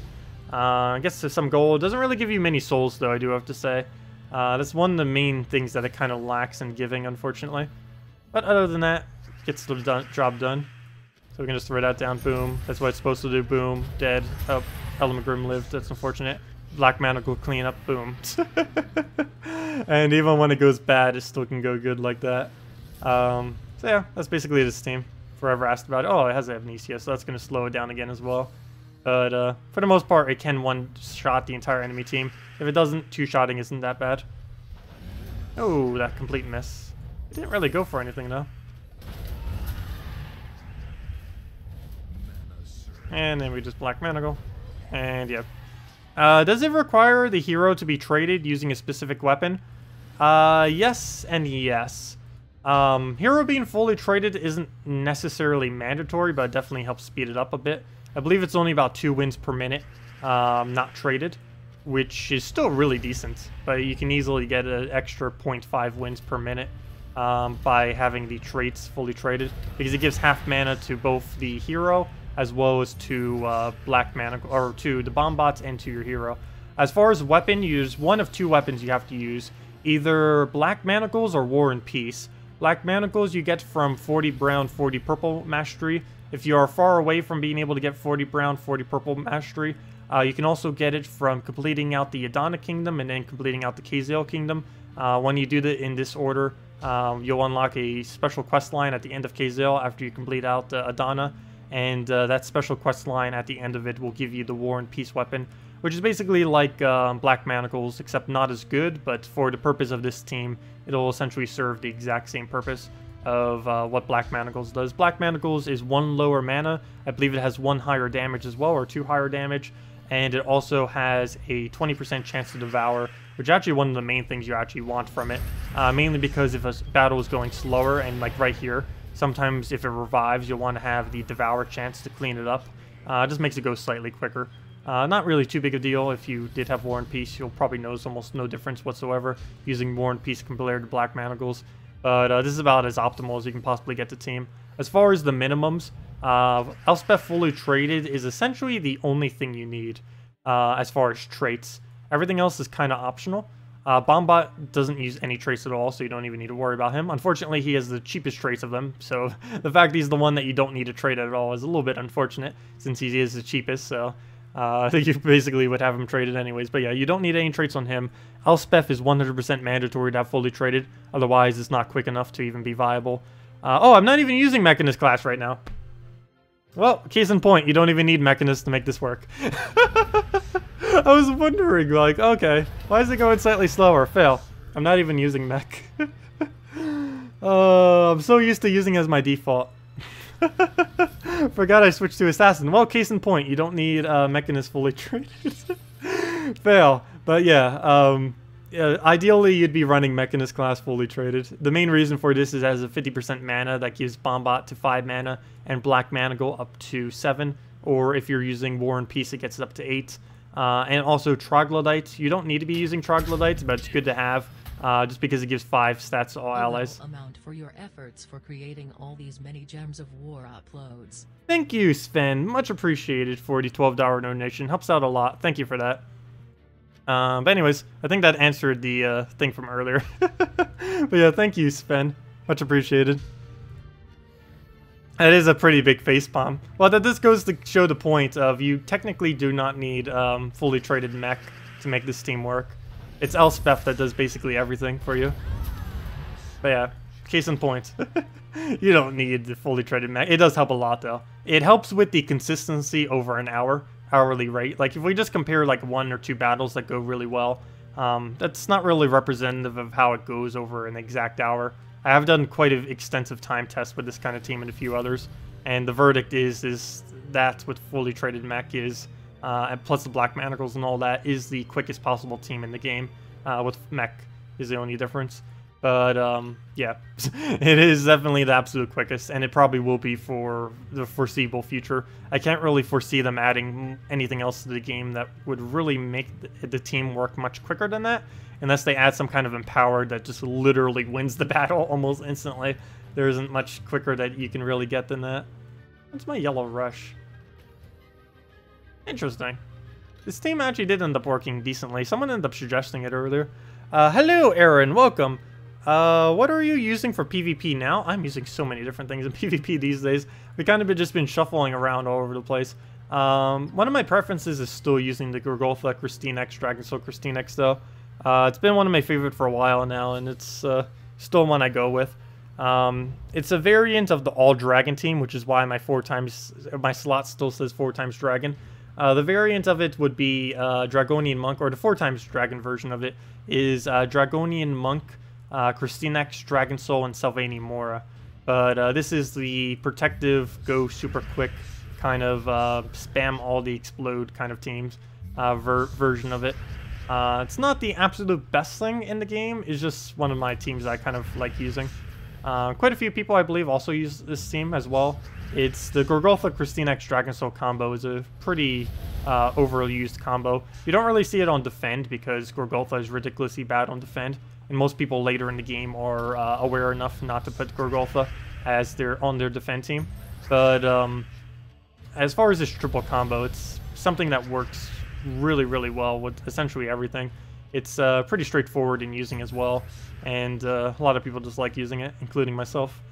So I'll just go throw that down. Get an extra turn from that, throw the explosion, and a nice extra turn off the cascade, and you get quite a bit of loop potential with it. And we'll just throw that down, and that's smash, and we still have the extra turn. No, internal error, why? Why? Why? We just counted as a lose the battle we just won. Also, we just lost a battle 1 minute into the future. I love how this game can see into the future. These devs need to share their secrets. The rest of the world would love to know how to time travel. Yeah, this is why I normally use my PvP team right these days. There's a lot of things I end up shifting between, but this is kind of one of the ones I love going back on. Generally, every all-dragon team is what I tend to go back on, though. Throughout the history of this game, an all-dragon team has always been one of the teams I would normally run with. Also, did I accidentally click on Explore? Why is this team so weak? I definitely accidentally clicked on something. I think this is a challenge. Did I seriously just click on challenge instead of PvP? Yeah, I did. Out of habit, apparently. Fail. I was like, wait, that battle is way too easy. Did I get the mythic weapon? Yes, we did end up getting the mythic weapon. I'll be doing a video for later today. I meant to do it earlier this morning, but didn't have the time. But we'll definitely be doing it later today, for sure. I'll go show it right now. I need to go remake the team, though. I keep overwriting the teams. I haven't bothered saving any yet. We'll probably cover like 3 different ones later on with it. As far as the weapon, obviously, realistically, it is not worth getting the weapon. As far as is the weapon good, the weapon actually is good. Is it worth going out of your way to get? No. But is it decent enough that if you had it, would you occasionally use it? Yes. It's also probably one of the strongest, if not the strongest weapon right now in Arena, given that it's not only covers 3 colors, the only weapon in the game currently that covers 3 colors. There's some that cover 6, but technically 3 is better than 6, as weird as that might seem. But it also has the capability of just doing so many things that boost so well in the Arena. The only thing that's arguably better is Runic Blade in Arena, and maybe Black Manacles in some small instances. What is that? Look here. What is this post that you just made? What is this post? Internal error for all guild stuff. Oh no! That could be bad. Maybe I shouldn't do Guild Wars yet. Well, I wasn't going to. We always do that at 8. Today you were doing some Guild Wars on your iPhone. Gasp! So yeah, good thing I'm waiting. Hopefully they'll get that fixed by 4 later. You were in the middle of a match, and when you put the phone to sleep for a bit, you had to take care of some business. When you reopened the app, it crashed and said internal error. And now whenever I reopen the app, it keeps giving this error anytime I interact with the guild features. And once while loading 2, you can't do any guild activities. Oh, that's bad. Interesting. Yeah, Dev ended up replying. Wait, who is this Dev? I've never seen this Dev. A Cliffier. Who is this Cliffier? I've never seen a Cliffier before. I've identified a new Dev. Interesting. I have no clue where that came from. A Cliffier. Interesting. Anyways, yeah, so that's the thing. I'm curious though. He ended up saying that when he ends up restarting the game after. Let's see if we start if it does anything bad. Probably not. I don't think it would. Am I going to be going to show it in the stream? Oh yeah, of course. We already did it a couple times, but I'll go show it again. Oops, error. Fail. Oh no, don't start erroring now. Oh, that'd be a fail if I can't get back in. No, it should be fine. I think it only errored because I ended up double clicking. Gems of War has a really weird double launch that it does. Does that happen to you guys too on PC? I don't know why, but my thing ends up double launching whenever it does it. Because you are awesome. Oh, thank you, Anarchy. Oh, thank you, everyone. Everyone's so generous today. Thank you for the $15 donation, Anarchy. Much appreciated. That reminds me, I haven't been updating the description for those. I need to go backtrack some and make sure I update them to recognize you guys in the description. But thank you, everyone. It's greatly appreciated. Any amount helps out a lot. Anyways, what I was about to do. The new Mythic weapon is what I was about to do. So let's go and put all that in. So, the new weapon. The Dawnbringer, I believe it's called. So let's go bring that in. If I can type in the correct order. Good job typing. Dawnbringer. Bring that in. What else do we need? So we have the Dawnbringer. We have the Hellcat. Get us in a furnace. It would help if I'm not under hero anymore. We need that, and furnace, and we need one other supporting troop. I believe we're just going to go with a... where did our furnace go? There it is. Put that up front, use the assassin class, which we already have set. And now we can either use an alchemist or a mercy. I think I'm just going to go with an alch at this point, and just keep it at that. So we'll go with that, alch Hellcat loop into everything we need. So at this point, we'll go with a double purple... Maybe not. You know what? Let's go Mercy and go double yellow. I'll go for the quick start. You know what? Never mind. I don't want to do that because we deny out too much purple if I do that. And we're using that as a pretty big color on our team. I just want to make sure I have a +1 for Alchemist is my main concern right now. Too bad there isn't a +1 brown, +2 yellow. That'd be a great banner. Or +2 brown, +1 purple. I don't think that one is one either. So we'll just go a brown... something else or just double purple? You know what? I might just have to go double purple and let the alchemist go up naturally. Where is it? Double purple. We'll do that since we're not denying out the color. But yeah, the new Dawnbringer. It does a lot of stuff.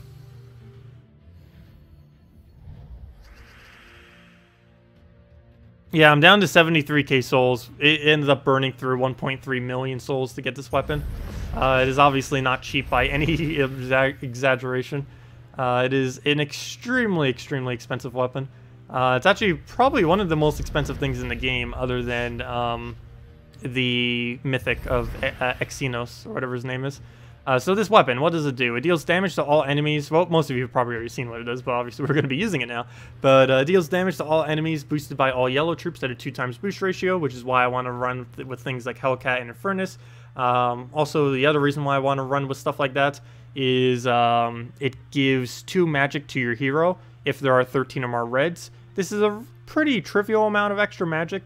But it's still helpful, gaining 2 magic every single time. If you do that a couple times, then boom, you just got yourself like 6 extra damage. And of course, every 2 magic he gains is technically 8 additional damage, assuming the entire enemy team is alive, because you're doing 2 damage to all enemies.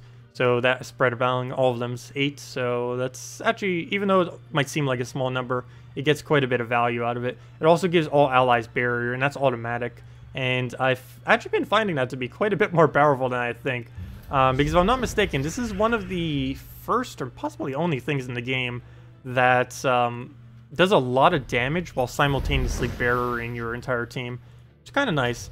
As far as would I be using this weapon a lot, no, I don't really intend to really use this weapon too excessively. It is nice. It has its moments within teams. Well, apparently it can't work against loop spam. That's one thing it can't do. It has its potential. It's just not really something I'd really see myself using excessively. Also, can infinite turn spam end already? We can still win if we get really lucky. Never mind, we're dead. Anyways, that's a bad way to show it off. Though in all fairness, any team in the entire game almost would have resulted in the exact same thing. Rip. Ripperoonies. Rippity. You're up to 400k souls now, and you have stopped using Dragon Soul. Yeah, for the longest time, I used to use Dragon Soul in like every single possible team I ever used. These days, I don't really bother as much. Normally, if I want souls, I just go out of my way and just use Farish Ra for a little bit. I've been meaning to do that for a while now. Maybe in the near future, since I am like completely depleted on souls, I may go out of my way and just throw like 10 hours of Farish Ra straight. I'll probably do it off camera because that'll be pretty boring, but I don't know, maybe I'll stream it. Could you imagine if we did an entire stream where all we did was Farish Ra? That would be a really, really weird stream. 10 hours of Farish Ra for 500,000 souls. That would get stale really quick. No, I'll probably do it off camera because I'll probably be watching YouTube while playing another game simultaneously too. It's going to be really boring to do, obviously, because it's just going to be the same thing for 10 hours straight. Actually, technically, I need to do it for like 20 hours. If every single mythic weapon is going to cost 1.3 million souls, I have to do it for 25 hours straight. Almost 26. But yeah, 25 hours straight is how long I would have to farm with Farish Ra team and Explore in order to have enough souls to create a mythic weapon. And that's with the highest soul farming rate in the entire game. That is a long amount of time.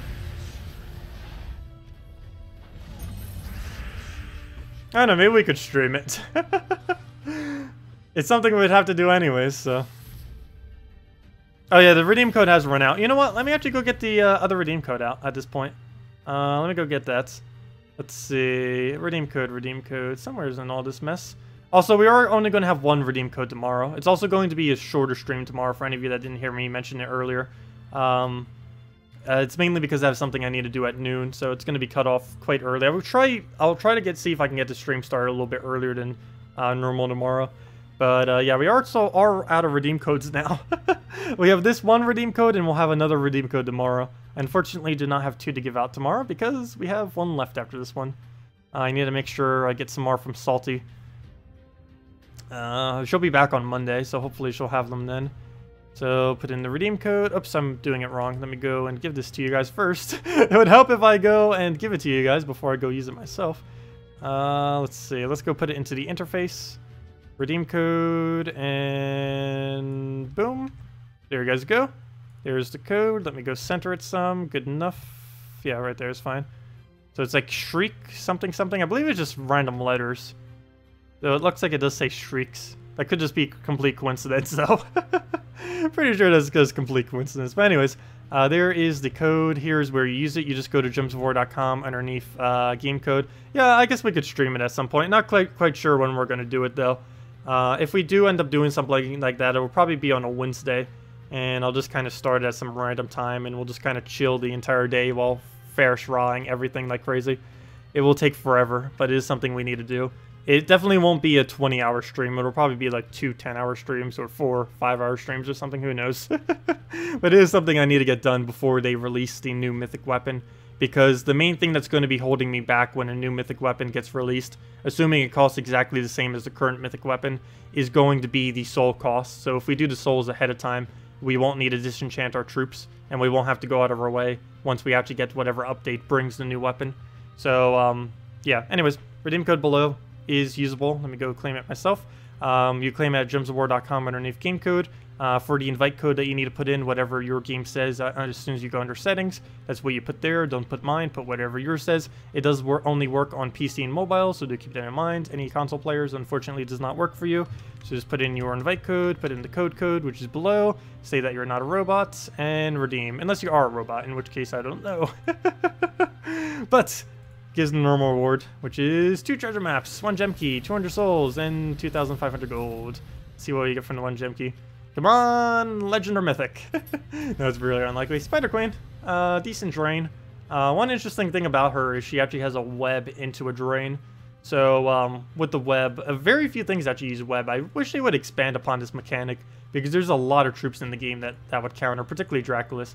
But similar to when a troop is entangled, when a troop is webbed, it can't gain magic. When a troop is entangled, it can't gain attack. So it's basically just the entangle of magic, essentially. The only slight difference, though, is quite a few abilities can still function while webbed. So as far as like a web compared to an entangle, I still kind of consider entangle to be quite a bit stronger than web, which is one of the reasons why I consider Leshy to actually be quite decent. But yeah, it's an okay trip. As a drain, traits are pretty abysmal though. If it got 3 completely different traits, I could see Spider Queen being used a lot more than it currently is. If this thing had like the traits of Knight Coronet as a Spider Queen, it would be used so much if it had its ability with that. But unfortunately, it doesn't really see much usage. They do need to expand upon the whole web mechanic though. Very few troops actually use it. Same as Disease. Disease and Web, and actually a lot of stats effects are really underused right now. Of course, as the game keeps expanding with more troops, more will actually end up getting covered. But as this current moment in time, could definitely expand a bit more, that is for sure. I think like 5 troops use Webbed, maybe 6. It's very limited, that is for sure. Okay, so starting board. Not much to really move around that we would want to take. I guess we just go for the brown and try getting the thing up. Actually, that wasn't a starting board, was it? We already got a turn because we already got the mana on it. So that was our second turn. We'll go and take that over. I was explaining the other thing. Distracted. Is there a way to slow down the Guild War point screen to actually read it? No. I don't believe there's any way to slow it down. I did notice that too.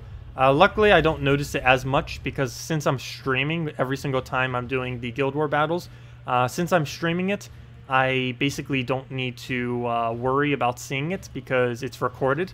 So all I have to do is look at the playback on my stream and then just pause it. Unfortunately, obviously, everyone else is unable to do that when they're playing the Guild War. So yeah, I have noticed that to be an issue. There's no way to freeze it though, from what I'm aware of. I think the main issue with it is I believe the game speed is increasing the speed at which that screen gets rolled over.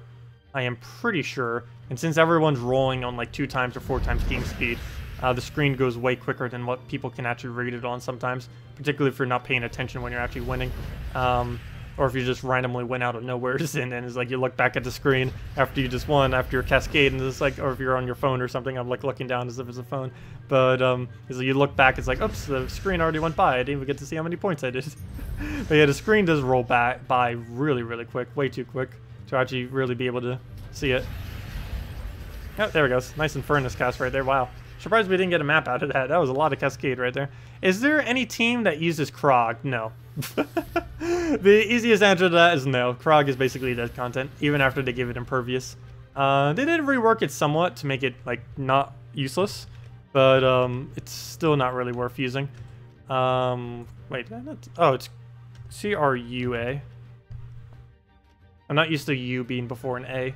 Normally it's the other way around. But yeah, deal damage to the last 2 enemies. So it's basically a Kraken that's a lot weaker. If there are 13 or more reds, it does summon a random daemon, which is okay. It used to be based on purple, now it's based on red, which is nice because you can use a Hellcat with it for decent synergy. Summoning daemons are good. The only problem is that 13 red requirement is a little bit annoying. If it had a 100% chance to summon daemons, this would be a completely different troop. As far as traits, it does have a nice combination of having both impervious plus a 5% chance to devour enemies. The only problem is that 5% chance is so ridiculously low that even if you're using skull spam, you can go many battles. You'll be lucky if 1 in 3 battles you'll get a devour off with this thing. So it's going to be throwing it so inconsistently that it's basically like he doesn't even have a legendary trait. So it's nice when he triggers it. The only problem is if he never triggers it, then it's like he doesn't even have it to begin with. So 5% is ridiculously low, though the main reason why it's only 5% is the Great Maul used to have 15%, then it got nerfed to 10% chance to devour, and even 10% was too overpowered. So that's basically why this thing has 5%. Unfortunately, 5% is too underpowered, so now no one ends up using it. Even after they gave it impervious, it didn't really help it much, and honestly, unless you're making some kind of weird all-impervious team, there is almost no point in using a Krog the Dread. It doesn't really serve any purpose that you can't really do with another troop better. Even if you're trying to do some kind of skull spam thing, you would use an assassin class instead, because it has a 10% chance to kill off the back slot, which would basically be like the Krog the Dread, except better. So there's really no point at all in using a Krog the Dread these days, or even ever. Even after the buff, it's not worth it. You kill the troop before you get the chance to devour, pretty much. That happens too. That's another factor that can occur. It's another reason why Assassin class is better. Out of every single thing that has a instant kill off of its skull capability, Assassin is actually the best one. Mainly because if you use skull spam with it, you don't need to worry about its hitting. You don't need to worry about you wasting your skull damage, because it doesn't matter how much skull damage we do to the first slot. The Assassin class will always instant kill the last slot, which is really nice. Whereas every other option, like Assassin class, boom, it hits first slot. Krog the Dread, boom, it hits first slot. But you're also hitting first slot with Skull, so that's kind of redundant. But with the Assassin class, it always hits the last. So you can still Skull spam, get full value, kill out first slot, and then boom, you'll get the Assassin trigger and kill that last slot as well. So yeah, Assassin class is actually the strongest you can ever make your hero in relation to Skulls. There isn't any kind of variant that you can ever do with hero that makes it stronger than with Assassin, as far as Skulls are concerned. It's mainly just because of back hitting is just so insanely good. In this team, we're not really utilizing that much. It's mainly because Dawnbringer doesn't really have any other alternatives, so we're just happen to be using Assassin. But of course, there is that 10% chance every Skull we happen to take. That last slot just gets instantly killed, which is pretty convenient if it actually triggers. Similar to Krog the Dread, though. Many battles it will not trigger. You'll be lucky if it triggers once every other battle. That's still better than 5%. Anyways, throw that down. And 2 HP. See, if we would have gotten that magic buff earlier, we could have killed him already. Luckily, he'll kill himself off his sacrifice. So we don't need to worry about it too much. Why Assassin is better than Archer? That's not necessarily the case. When taking Skulls, when taking Skulls, Assassin is better than Archer. But overall, Archer is better than Assassin. But if you're basing it just on Skull spam or using Skulls, Assassin is better with Skulls. There are two reasons for this. One is, if I'm not mistaken, Assassin class still has the highest base attack of any hero in the game. It's not by much, but it is the highest. So if we go to Assassin right now, not only does it have the +4, it can get off its trait, but if we go into stats, it gains 11 attack. I don't know if that's actually using the perk or not. It gains 7 attack. But if we go and compare it to, let's say, the next highest, which I believe is Titan and Warlord. If we go into Titan right here, we can see that the attack bonus is only 6. If we go into Warlord, which is the other skull-oriented class, it only has 5. If we go into Knight, it only has 4. If we go into literally every other one, nothing will have as high as a Assassin classes, even Archer. If we go into Archer, it has a 6, not even as high as Assassin.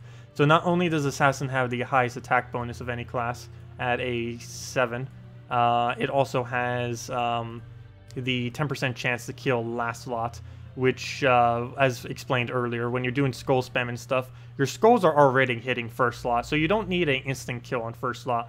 If you end up getting like an archer, you do skull spam into the archer triggering. Yes, you'll end up killing the first slot, but you're going to kill the first slot anyways. You're already skull spamming it down to like 50 HP or less, and just getting the extra kill on it won't really give you too much value. But this assassinate could just kill something completely at full durability and just kill it out. It's really nice. Also hits through barrier as well, unless that has changed as of recently, but from what it used to work, it actually hits right through barrier, so there isn't any way to stop it. Barrier doesn't stop it, nor does impervious stop it. There's no way to stop this thing. So if you get it down, it just dies.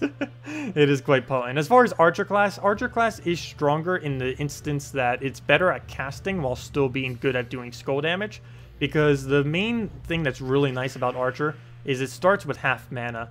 And this is really, some other hero classes can do this, but Archer hero class is currently the only hero class in the entire game that can start with half mana while still picking another perk.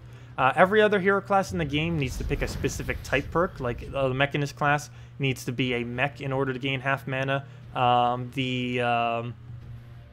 The Warden class needs to be a beast to be able to get its half mana, and every single Titan class needs to be a giant to get half mana. All of these need to be a specific typing, but with the Archer class, you can actually get a little bit of extra bonus by still getting your half mana automatically, but then you can allocate your perk to something else, which I believe it has a choice between 2 magic and 4 attack, if I'm not mistaken, which are actually the 2 best choices you can even have, which makes Archer class very versatile for damage output. So yeah, it's basically comes down to 4 classes, or is it 3? Yeah, 4 classes that are the most overpowered right now, and basically the only 4 that are even worth ever using. They are and I don't consider Death Knight classes worth it anymore, to be honest. And those 4 classes are Archer, because it's the most versatile class in the game, is both being evenly good at both skull damage and on cast damage. It also, as I mentioned, has that nice perk benefit where it can actually utilize its perk pretty efficiently. Other than that, there are the Sorcerer class. Sorcerer class is the best class for casting in the game. There's Assassin class, which is the best class for doing skull damage in the game. And then there's the Mechanist class, which is used for the quickest team in the entire game. And that's basically all the viable hero classes. Everything else is basically useless as this current moment. There are some very niche purposes within other things, but none of them are really particularly used. You might want to like mess around with them or stuff, but they're not like viable, at least at this current moment. Titan class has a lot of potential in the future to be pretty decent. But as this current moment, there are enough giants to really work with it. And there's a couple other classes that are kind of like that as well. Some of them are just plain out useless though, like Knight class. Knight class is 100% useless. There's not a single point to ever use Knight. Death Knight there is, Knight class there isn't. There isn't a single instance where you can ever really make the Knight class even remotely worth using. Also, that better not kill me. 5 HP, I'll take it. That's all we need. That is plenty HP, because all we need is 1 cast and down we'll go. Also, anyone just getting here, redeem code below should still be active. Make sure to use it while you can. Do I have any good red Guild War teams that don't require red mythics besides Death? Red Guild War teams, no mythics besides Death. Does that mean you want a Death? Wait, does that mean you want a Death in the team? Have I tried Xenos yet? No. No one can get him? It's impossible to have Xenos. I'm pretty sure it is impossible to have Xenos. Even if you bought diamonds every single day, I believe the most you could really have by now is like 3,000 or something. Like 3,200 maybe at absolute most. Yeah, I don't think it's possible to even have Xenos at this point. We have all his weapons, which aren't really that viable. Oops, that's not where the weapons are. Yeah, I don't think anyone can actually afford him, due to diamond cost, of course. Everything else, pretty much everyone else can easily afford, but the diamonds is the biggest cost with it. Oh yeah, I haven't tried him through a summon though. Yeah, that I haven't done. Mainly because it's too random of a chance. I think it's like a 1 in 50 chance. I forgot how many daemons there are. Maybe not that many. It's 1 in a ridiculously small amount of chance that you would end up getting it. It's 1 out of however many daemons exist in the game is the chance of getting him. You just pulled catchers from guild seals. He used at all in Guild Wars? No. For the most part, you can use him pretty well in PvP. I wouldn't normally advise him in Guild Wars, because once he loses his stats, he can't really do anything. And normally in Guild Wars, you want to be able to come back from bad situations. And you can't really do that with a Ketris. Once he gets his stats reduced, he's basically useless. And going out of your way to buff his stats, particularly in Guild Wars, is not worth it. Buffing stats in Guild Wars is a really, really bad thing to do. Mainly because how the scoring system currently is, you don't gain any particular benefit from having higher stats, so do keep that in mind. Anarchy, you said to try it. What were you just mentioning for me to try? You said try it, but I didn't see what you said. What did you want me to try? Let's see. Oh, thank you, Anarchy. I don't know if I really need a website or not, but that would be greatly appreciated. I am starting to grow enough that maybe I will need a website. I'm not quite sure. There are some things I could use for it, but thank you for that. Which keys we should save for New Kingdom? Oh, Glory, Gold, Glory, and Gem are generally what you save. Gem you could skip on if you want to save for the Mythic instead, whatever the next Mythic might be. But Gold and Gem you'll definitely want to save for sure. These two keys you always throw at New Kingdoms. Gold keys always go to New Kingdoms. Glory keys always go to New Kingdoms. Gem keys either go to new Mythics or for New Kingdoms. Event keys go for either if you have a legend that you really want from the drop pool, or if there's a new legend for everyone who already has everything. Those are the times you throw event keys. Guild seals you throw at the end of the week, or you can save for kingdoms or whenever. You can use them basically like glory or gem keys depending on how high your guild normally goes. And VIP keys you essentially only throw at mythics when you want to try getting a new mythic that you desperately want. That's the only time you bother with those. There was something else I meant to go do. Someone asked about a red Guild War team without a def, I believe that was. So you'd probably just go true damage. I've been running like a variant of true damage. I don't think I have it saved anymore, do I? Pure red. I actually do. This team, except without Draculus. You would put like a second Crimson Bat or something else on it. Or, yeah, a second Crimson Bat or something. It's, well, if you did go second Crimson Bat, you would definitely want to put the Valkyrie back. But yeah, it'd be something along the lines of Crimson Bat, Valkyrie, and maybe a second Crimson Bat and Void Portal, or something along those lines.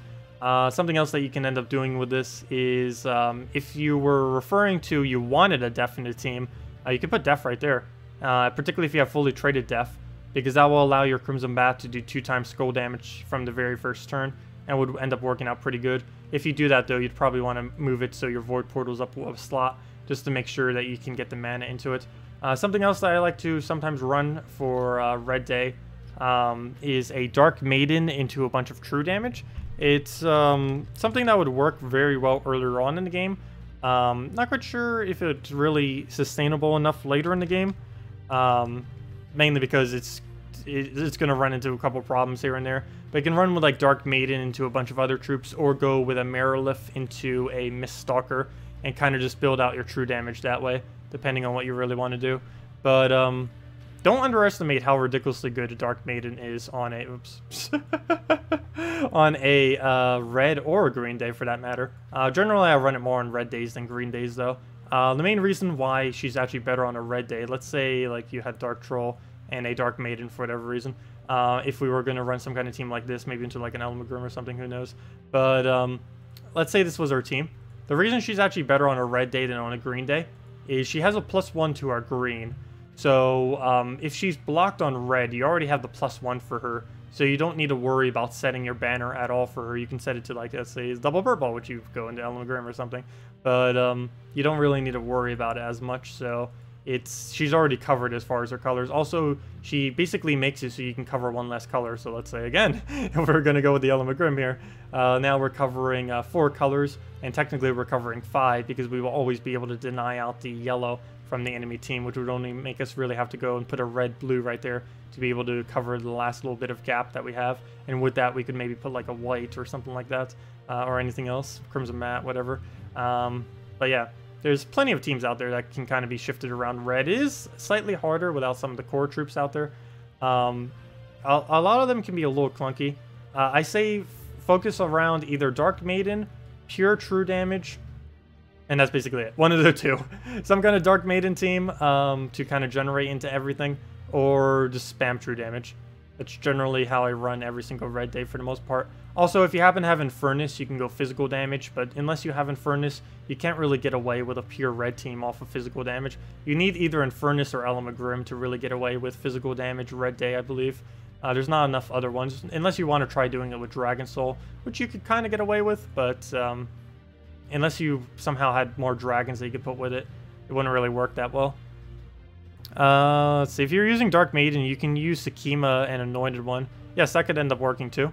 Sakima Dark Maiden is pretty potent, since you'd be able to convert into whatever you need for Sakima to get alignment, which would work out pretty well. Especially since she's going to be creating more yellows anyways off her ability. You could maybe even get a partial loop between the two. Probably not a solidified loop, but it would be close enough for Guild War purposes. Is there a new kingdom coming already? No, unfortunately it's not coming today. They did end up delaying it till a later time.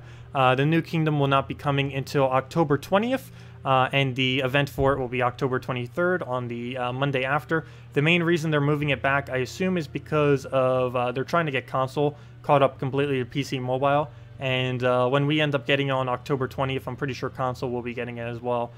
So do keep that in mind. That's basically what they're trying to do right now, I would assume. They're also likely putting it back a little bit because there's almost guaranteed going to be a patch, a little mini patch that's going to fix a lot of the bugs and stuff that are around between now and the 20th of October. So that's another kind of factor that's probably going to be in. So before Halloween, we will definitely have the new Merlantis Kingdom, that is for sure. If you're going to use Dark Maiden, you can use... Oh, never mind, I already read that. And that. Let's see. Yeah. I believe that was all the questions. I believe that was everything.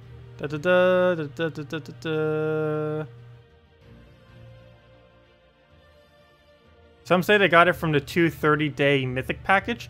Oh, that might be possible. I didn't think about that. So, technically, it could be possible to get Xenos then. I don't know. No one has really bothered to get it. I have never seen a reporting of someone getting it by means of drop, though. So, yeah. I don't know. Maybe it is possible to get him by other means. Who knows? It might be possible. Anyways, I think I'm going to switch over to the other account now. Just so we can get it to level 25 and then basically end the stream at that. Because we definitely do need to get that other account to 25. There's a lot of progress we still need to do. There's so many videos I still want to do and stuff I want to go over on that account. The only problem is the account doesn't have enough progress yet. So is there any other teams or anything you guys want me to go over before I switch over? Because once I do, the other account has basically nothing on it, so we won't really be able to show anything. Can I try to summoning Xenos with Nekriza? We can go try it real quick. I'll give it a quick attempt. We'll try it like twice and see what happens.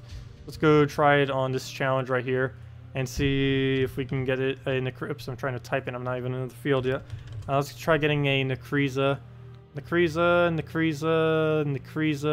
and a... You know what? We actually need something to sacrifice these. Let's go get a sacrifice. And... How do I get more mana? How about Giant Spider? You know what? Let's just do one of these. No, not Giant Spider. Let's go Green Slime. Oh no, but I need a summon. Never mind. I do need Giant Spider.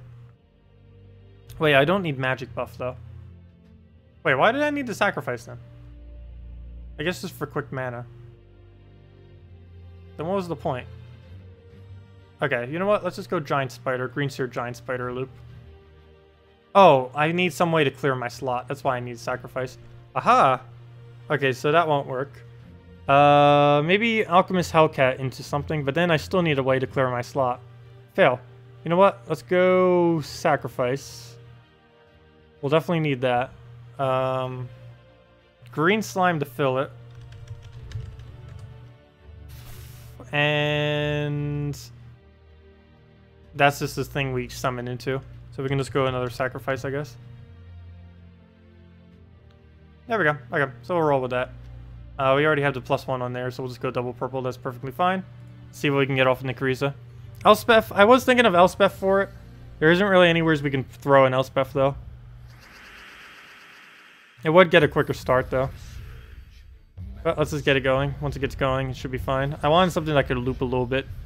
So right off the bat here, we are going to need to wait until we get another one of these. So we'll go throw this down. And complete miss. That's why I use Giant Spider instead. But in this instance, we don't want to summon.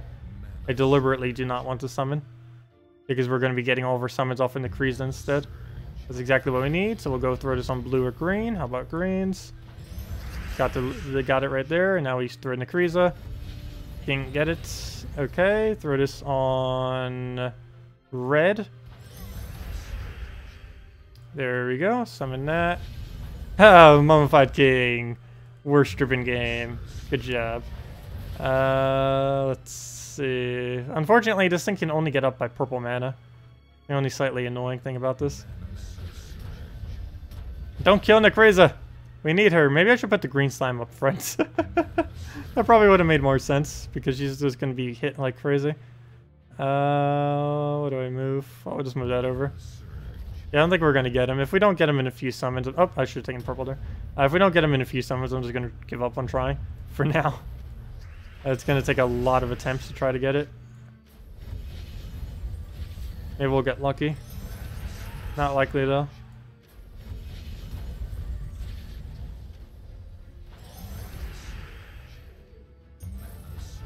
No, I almost won. That's a bad thing. Nope, still didn't get it.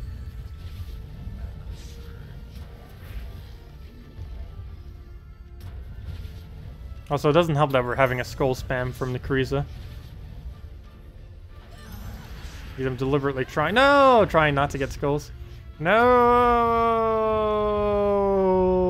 Okay, we'll try it one more time. But if we don't get it this time, I'm going to stop trying. Can you do the Firebird, Wisp, Giant Spider, Bird after this? Sure, yeah, we'll go try it after. Let's go see if we can get the summon real quick. One last time. Switch that. Boom. Let's try this again. Hello, Gilax. Welcome, welcome, welcome. Oh, did the stream go down?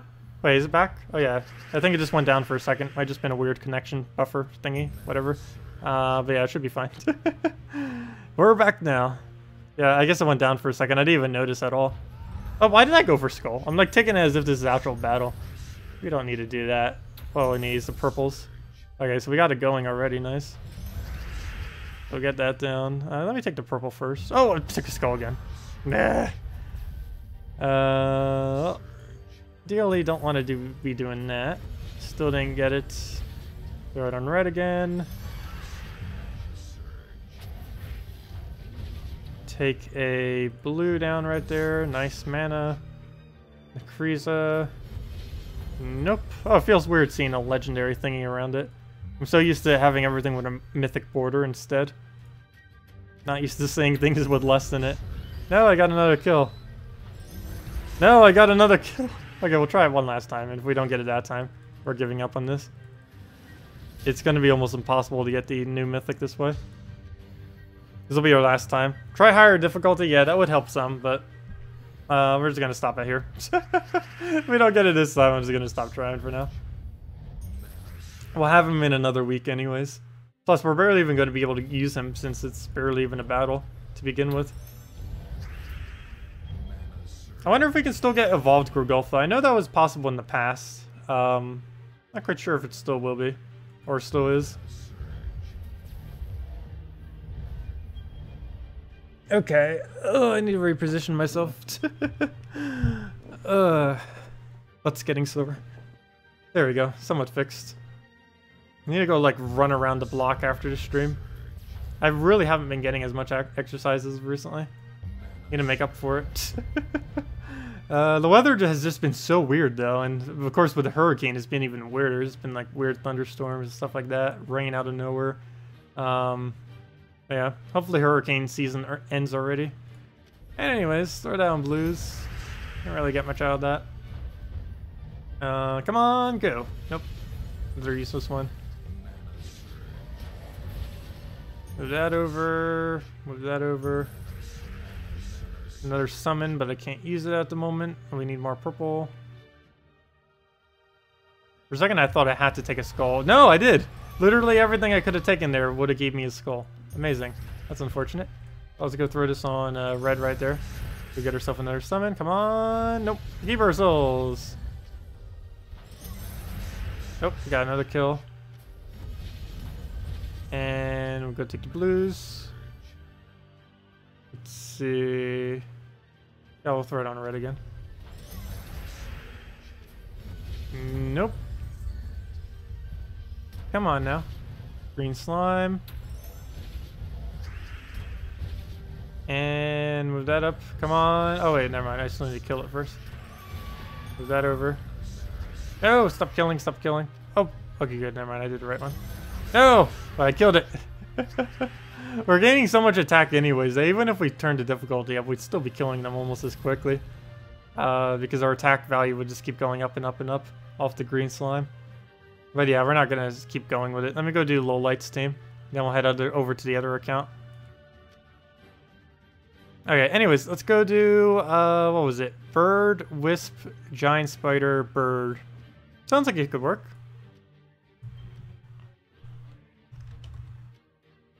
I thought it was called Firebird. Was it not? Sunbird. Close enough. Firebird, Sunbird, same thing. Now we need a giant spider and a wisp. Skip both of those. Wisp. Giant spider. And see what we can do with this. Banner. Probably a double blue or a double green. What other banners would work? That's about it. Unless I'm forgetting one. Minus brown. Or the minus... What other color are we missing? Yellow. Minus yellow would actually be pretty decent, but I'd rather... Thanks to me. I'd rather have the mana going into the spider. So I'll put that there. And just go with this.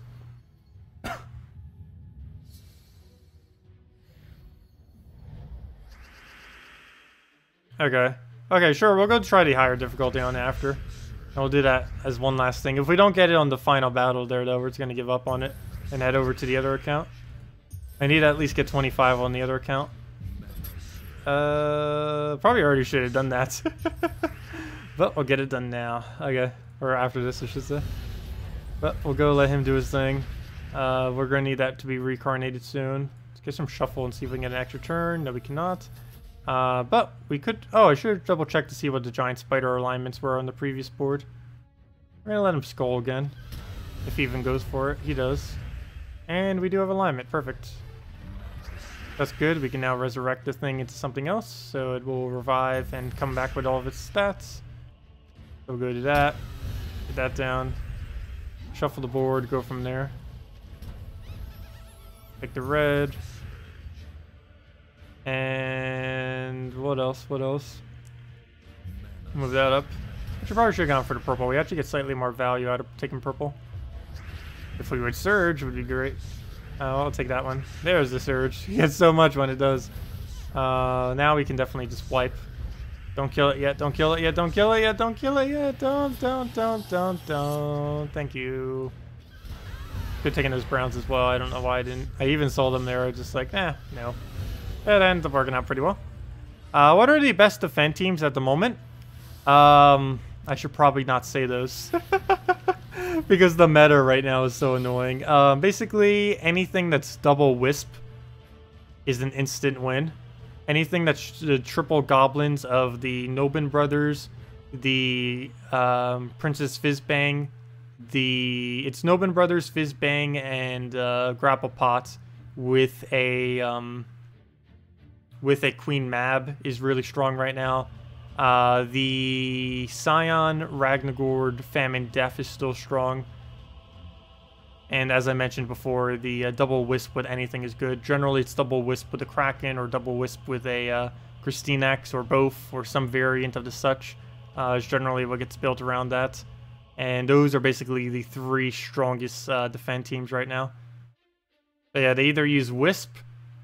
They generally use any type of extra turn spam. It's either the wisp extra turn, the goblin extra turn, or simply just disable them like crazy.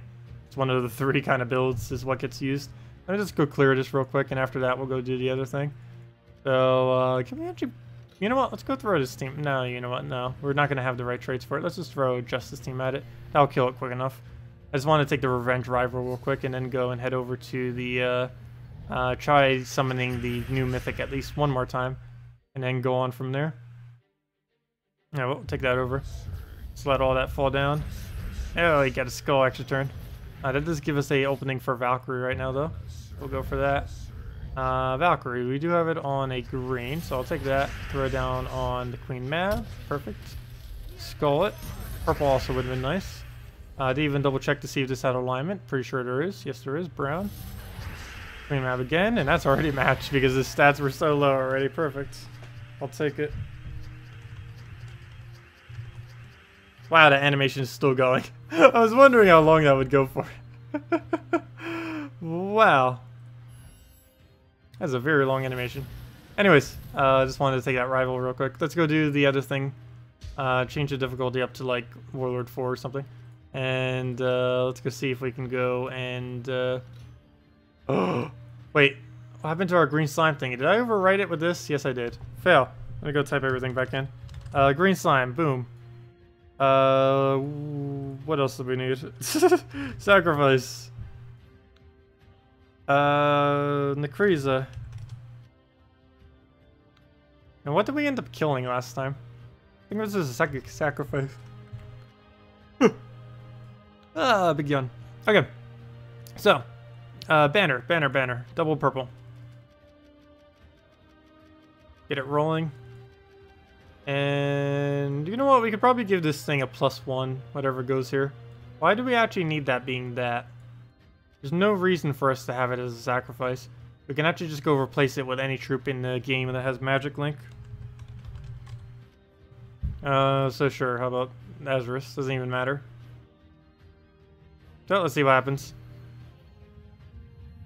Green slime, Necreza, 2x sacks. Problem with sacrifices though is they have a 30% chance of not actually killing it. They'll summon a Albaraf instead, which normally would be good, but in the context of what we would be trying to do, that would actually be bad. Okay. Oh wait, did I put Necreza in front slot again? Whoops. Retreat before we go to this. Wrong order. Take 2. Maybe we'll get a better starting board. Take 2. Let's go put that there. Okay, let's see if we can summon the new Mythic. You missed the beginning. Are there any good troops to spend gems on today? No. Oh, are you on console or are you on PC mobile? Console got a new Mythic, but PC mobile didn't get anything, so there's nothing new to really spend it on. So PC mobile, there's no need to spend your resources at the moment. As far as console, you did get Euryali today. Euryali is very similar to that of Crimson Bat and Tesla and stuff like that. If you have a really solid true damage team already, you probably don't really need Euryali. Her biggest purpose is true damage within Guild Wars if you wanted to go down that route. She's also just good in true damage in general if you just wanted to use it in specific color teams. She could have particular purposes within true damage teams in the future for those kind of teams. But come on, we gotta keep our souls twice now. But we're trying to summon a new Mythic. But what was I just mentioning? No, I just completely forgot. I know what I was just talking about. It was about the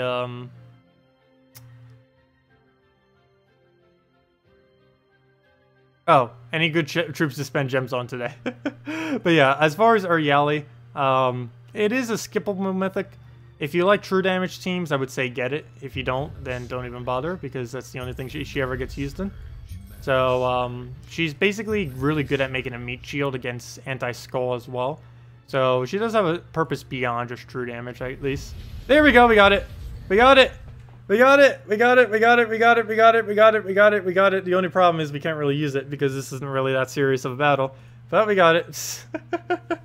Also, well, at least we get to see what his stats are fully traded or fully leveled. This is exactly what he'll be when we get him fully leveled. Also, thank you, Game Dion Theo Android Info.com. Pretty sure that's the advertisement name. But welcome. Thank you for the subscribe nonetheless. But yeah, we got this guy. So this is what he looks like with all of his stats. Why does he have extra armor? I guess because we have so many undead or something. Oh, I think it's because of 2 of that one kingdom, Karkaroff. Anyways, he steals 27 life and half magic from an enemy. If the enemy dies, summon 1 to 3 undead. Yep, that's him. So basically like a Sir Gawain that is damage based. basically, kind of. And of course, he's 24 mana. Yellow-brown, the fact he covers yellow-brown is pretty decent. There's been a little bit of a lack in that. You can also end up using this pretty decently with a giant spider and an apothecary, both of which have 0 mana conflict. Either or, not both. You can use one or the other with it. Alchemist with maybe apothecary. No, not really. Actually, it'd probably just be apothecary or giant spider. Probably more towards giant spider, I would think. Also pretty good if you can somehow get him before you have a Grugoltha. He could be pretty good as an alternative. Not as an alternative to Grugoltha, but as color-wise for the team. Could end up working for that purpose. As far as traits, nothing is too particularly over the top. It is noteworthy to mention he is both immune to Devour and Deathmark. But other than that, he only gives all undead 4 life and 4 magic when an enemy dies.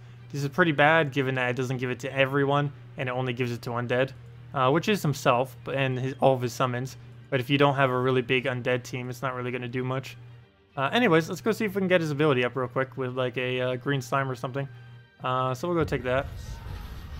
Want to at least cast him once, if not multiple times. No, my mana generation. I can't throw this either. Fail. Oh, we're going to have to manually take it every single turn. Don't hit him. We need him. It's actually really bad. I have no easy way of getting his mana up now. Oh, we'll get it up in time. He is a mythic, so he takes a year and a half to get his mana up. It takes forever. So much mana. Okay, obviously we can't cast Sacrifice. That would be... I could see me accidentally making that mistake.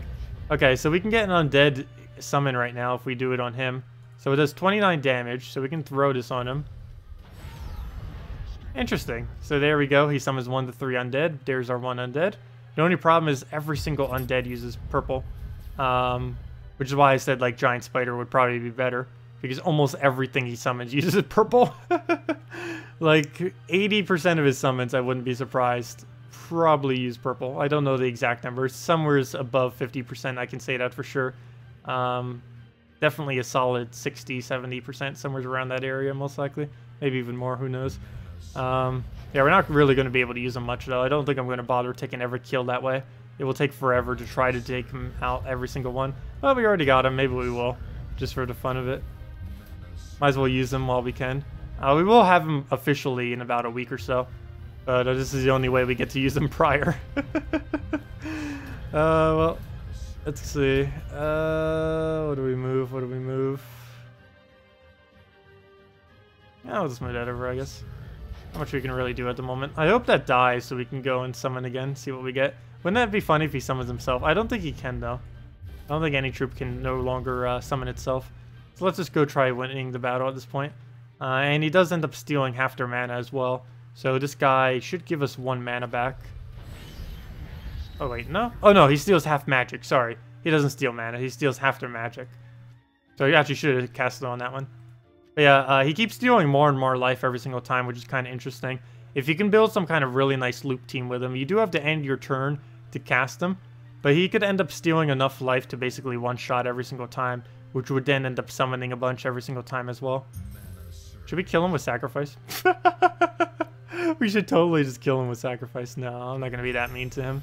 But let's just end the battle already. We could just retreat, but oh, well, we'll end it that way. But there we go, Xenos, that's him.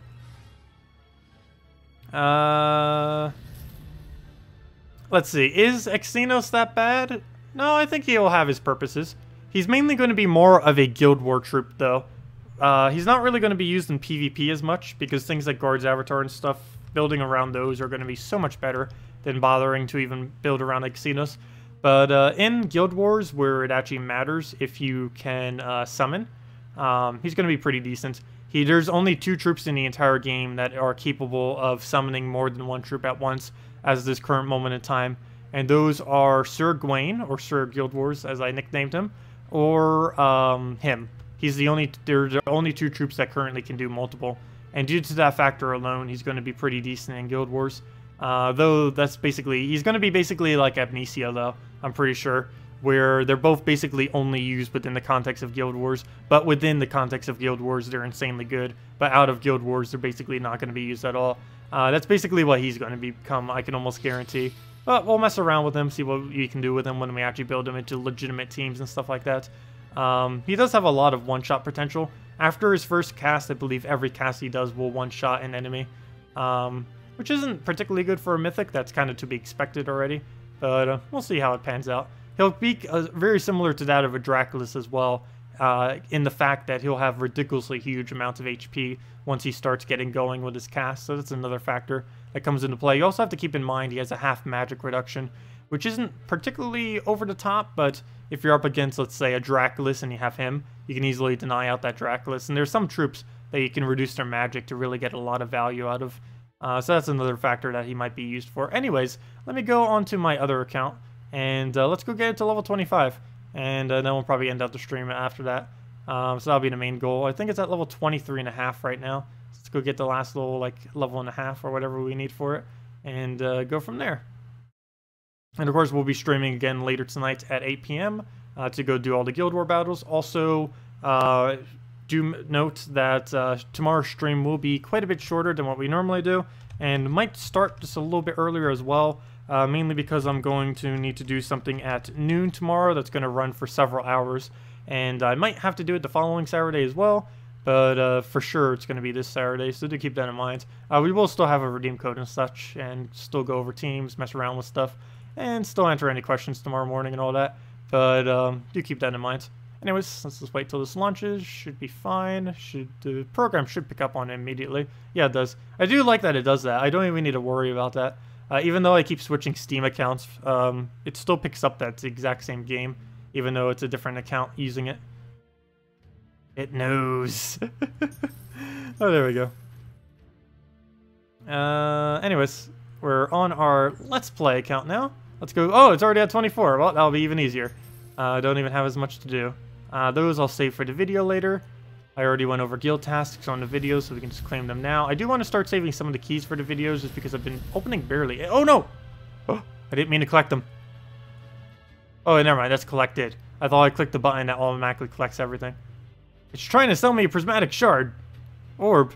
That's highway robbery. Let's see. Heroic pack.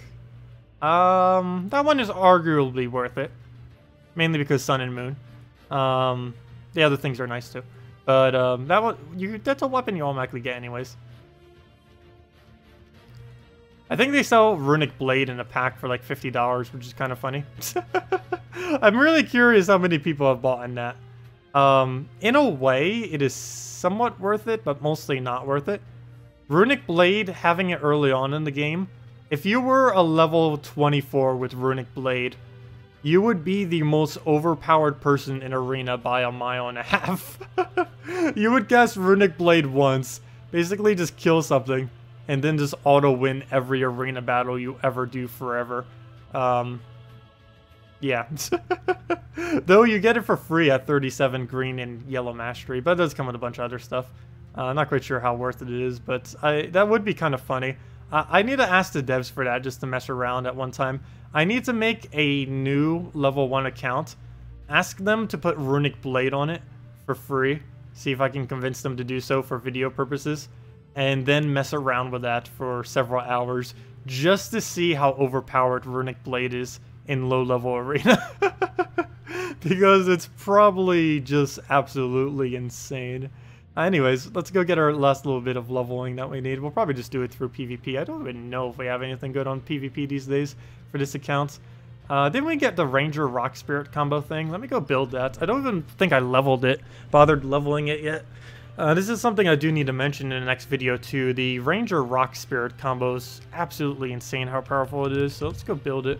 I know we have the troops for it for sure. So let's get Ranger, let's get Rock Spirit.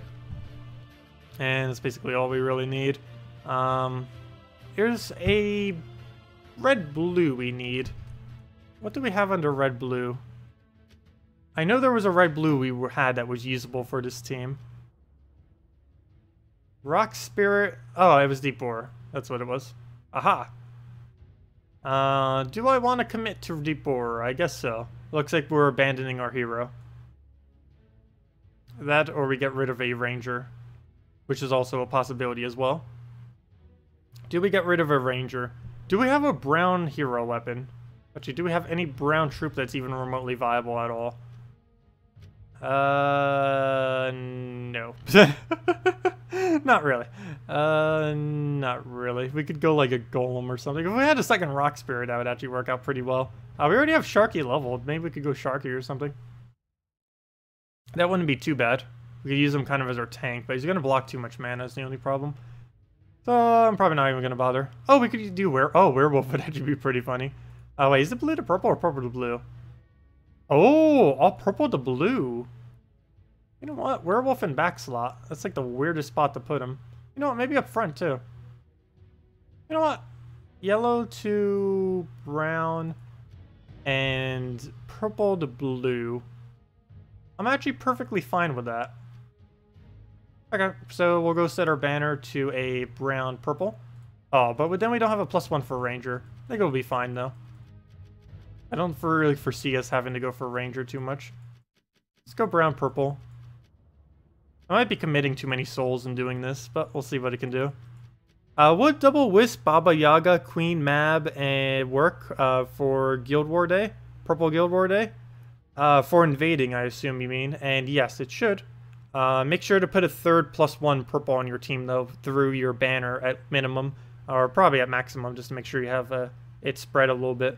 But you definitely need at least one additional purple +1, just to make sure that one purple will give you a better chance that all you need, if you have +3 purple, you have +2 with the double wisp. If you have +3, a single purple surge would give you full mana on a wisp.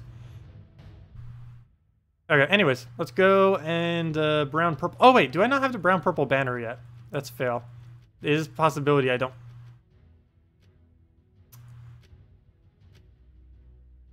I don't.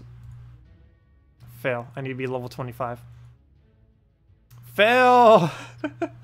Okay, plan B, plan B, plan B, plan B. We go green, yellow, or actually purple, yellow. Do we have purple, yellow? Yes, that one we would. Okay, never mind. Change of plan. Let's go throw our hero in first slots. Okay, let's go throw, like, what do we even do then for it? I guess a green weapon, because I don't mind blocking Ranger as much. We'll just go with that, I guess. Go into Deep Bore quickly, get those two up. Okay, so we'll roll with that, I guess, and go and level them right now. So is he using almost the same thing as us? Kind of. Let's go level some of our troops. Rock Spirit, definitely going to max him out. Maybe not like max, but get him up to like... sure, we'll do the 15. That's a nice base level. I don't know if we even have enough to put anything else up though now. Rip all the souls, Deep Bore. You don't actually need that many stats though, Deep Bore. You just need enough to not die. Let's go level 10. Oh, but then let's go with 5 for now. And then the rest goes into Ranger. So you're really weak right now. I'll go give you the rest and get you up to level 15, and whatever we have left, we'll put into the Deep Bore. Oh wait, never mind, I don't have enough to do that. Never mind. Oh, we can't even go that far. We'll go to 12 then. That'll work. Alright, to 12 we go. Alright, so that'll be our kind of like little makeshift team for now then. I'll end up using. This will definitely get us to at least 25. But let's go mess around with it, see what it does. So essentially what we're going to be doing is rushing up the Deep Bore. Even though we didn't set any banners towards it, we don't need any because it's divisible by 3. So we're just going to keep taking a little bit of mana pokes on it. Try to get that up. We have our +1 on purple and yellow just to make sure they don't interfere and so that we can bypass it in case we can't get Deep Bore up. And yeah, it should work out pretty well. So we got Rock Spirit right there. This gives us quite a bit of board control as well that we can end up doing. A lot of damage just in general. Extra turn, nice. We can then throw a nice little Ranger right there. Which I should say a nice big Ranger. That is a pretty substantial amount of damage. Let me start hitting Rock Spirit because out of everything on this team that does have the highest damage up. But yeah, by a pretty substantial margin. Plus he's going to be able to use my Browns against me. Which I'm setting up for myself. But of course he can do that. Fail. Well, we're going to lose to that apparently. He appears to already have more levels on us than us. More levels on us than us. But yeah, that could be a bit of a problem. We could still win with one more Rock Spirit, though we're going to need a whole nother turn to be able to get his mana up. And there does not appear to be any immediate way to get that last little bit of mana. Never mind, there is. Okay, well, let's hope we get enough boost ratio to make this work. We could take a skull, let him do whatever else, and then try hoping we have enough now. So we can hit 3 plus a skull. That is 10, 4, 4, 4, 22, 23, 9, 9. That actually is enough, surprisingly. That is enough damage. Good job. Well, that somehow worked. I'll take it. I'll take it. Not quite sure how we got away with that, but it worked. And that's the main thing that matters. Well then, that was almost horrifically bad. Let's go into the next battle. Well, that won. That was the main thing we needed. Now this guy's a little bit more towards our stats, so it should be fairer. Unlike that battle where he has like 1 billion more stats than us. So, round 2. Deep Borer over to the right. What's nice about Deep Borer is he has the same chance at, regardless of his level, to be able to gain a extra turn.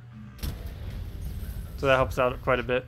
So even though he's a ridiculously low level right now, it doesn't really make much of a difference. And now that's what's supposed to happen every single battle. It didn't really happen the previous battle because we didn't really have the stats to compete with the person we were up against. Hello, Lowlight. Welcome back. Yeah, I'll probably end the oh, we can finally do a 3 trophy. Nice. Or at least attempt one. After we end up getting level 25, I'm probably just going to end it for now. Because at that point, I will want to go... Well, I guess we could open some kingdoms. But at that point, I'm going to eat lunch/dinner and go and save kind of the other things for the episode of the Let's Play series.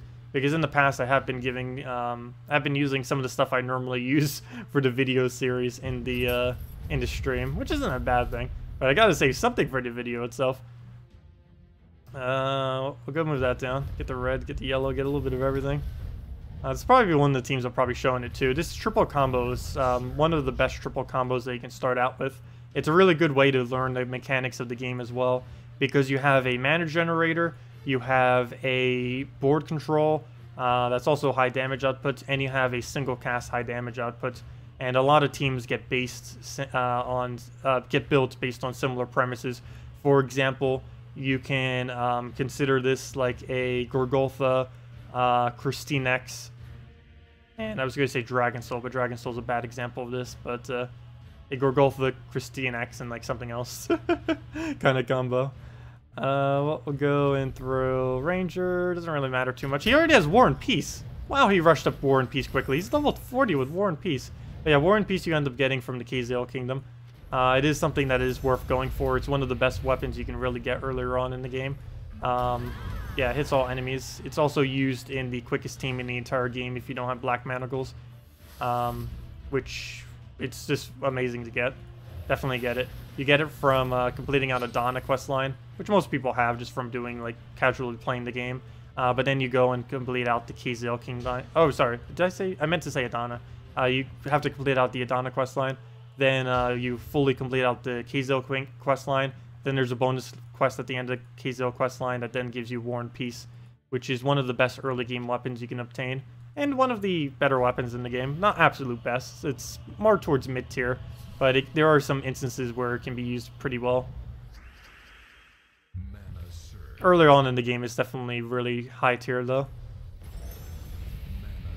Relative to what you're actually able to use.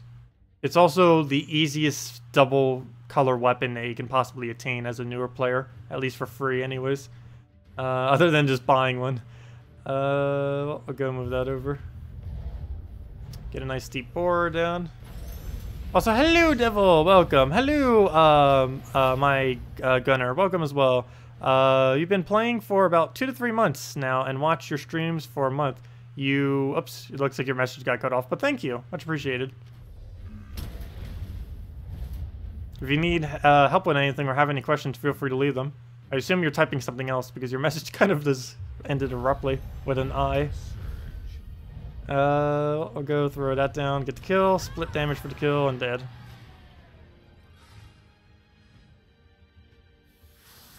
Yeah, so this team will basically run us through about level... Hey, Celestial Trace, not nice. The team we're using right now, once fully leveled, can actually run us to about level 100 if we truly wanted to. I'll probably end up switching it by... definitely by 50, mainly because it's not the best of teams. For earlier on in the game, it has the nice boost ratios that work pretty well. You will probably notice once we start getting probably about 10 levels higher, we're going to start seeing similar teams to this a lot, particularly Rock Spirit plus Ranger combos.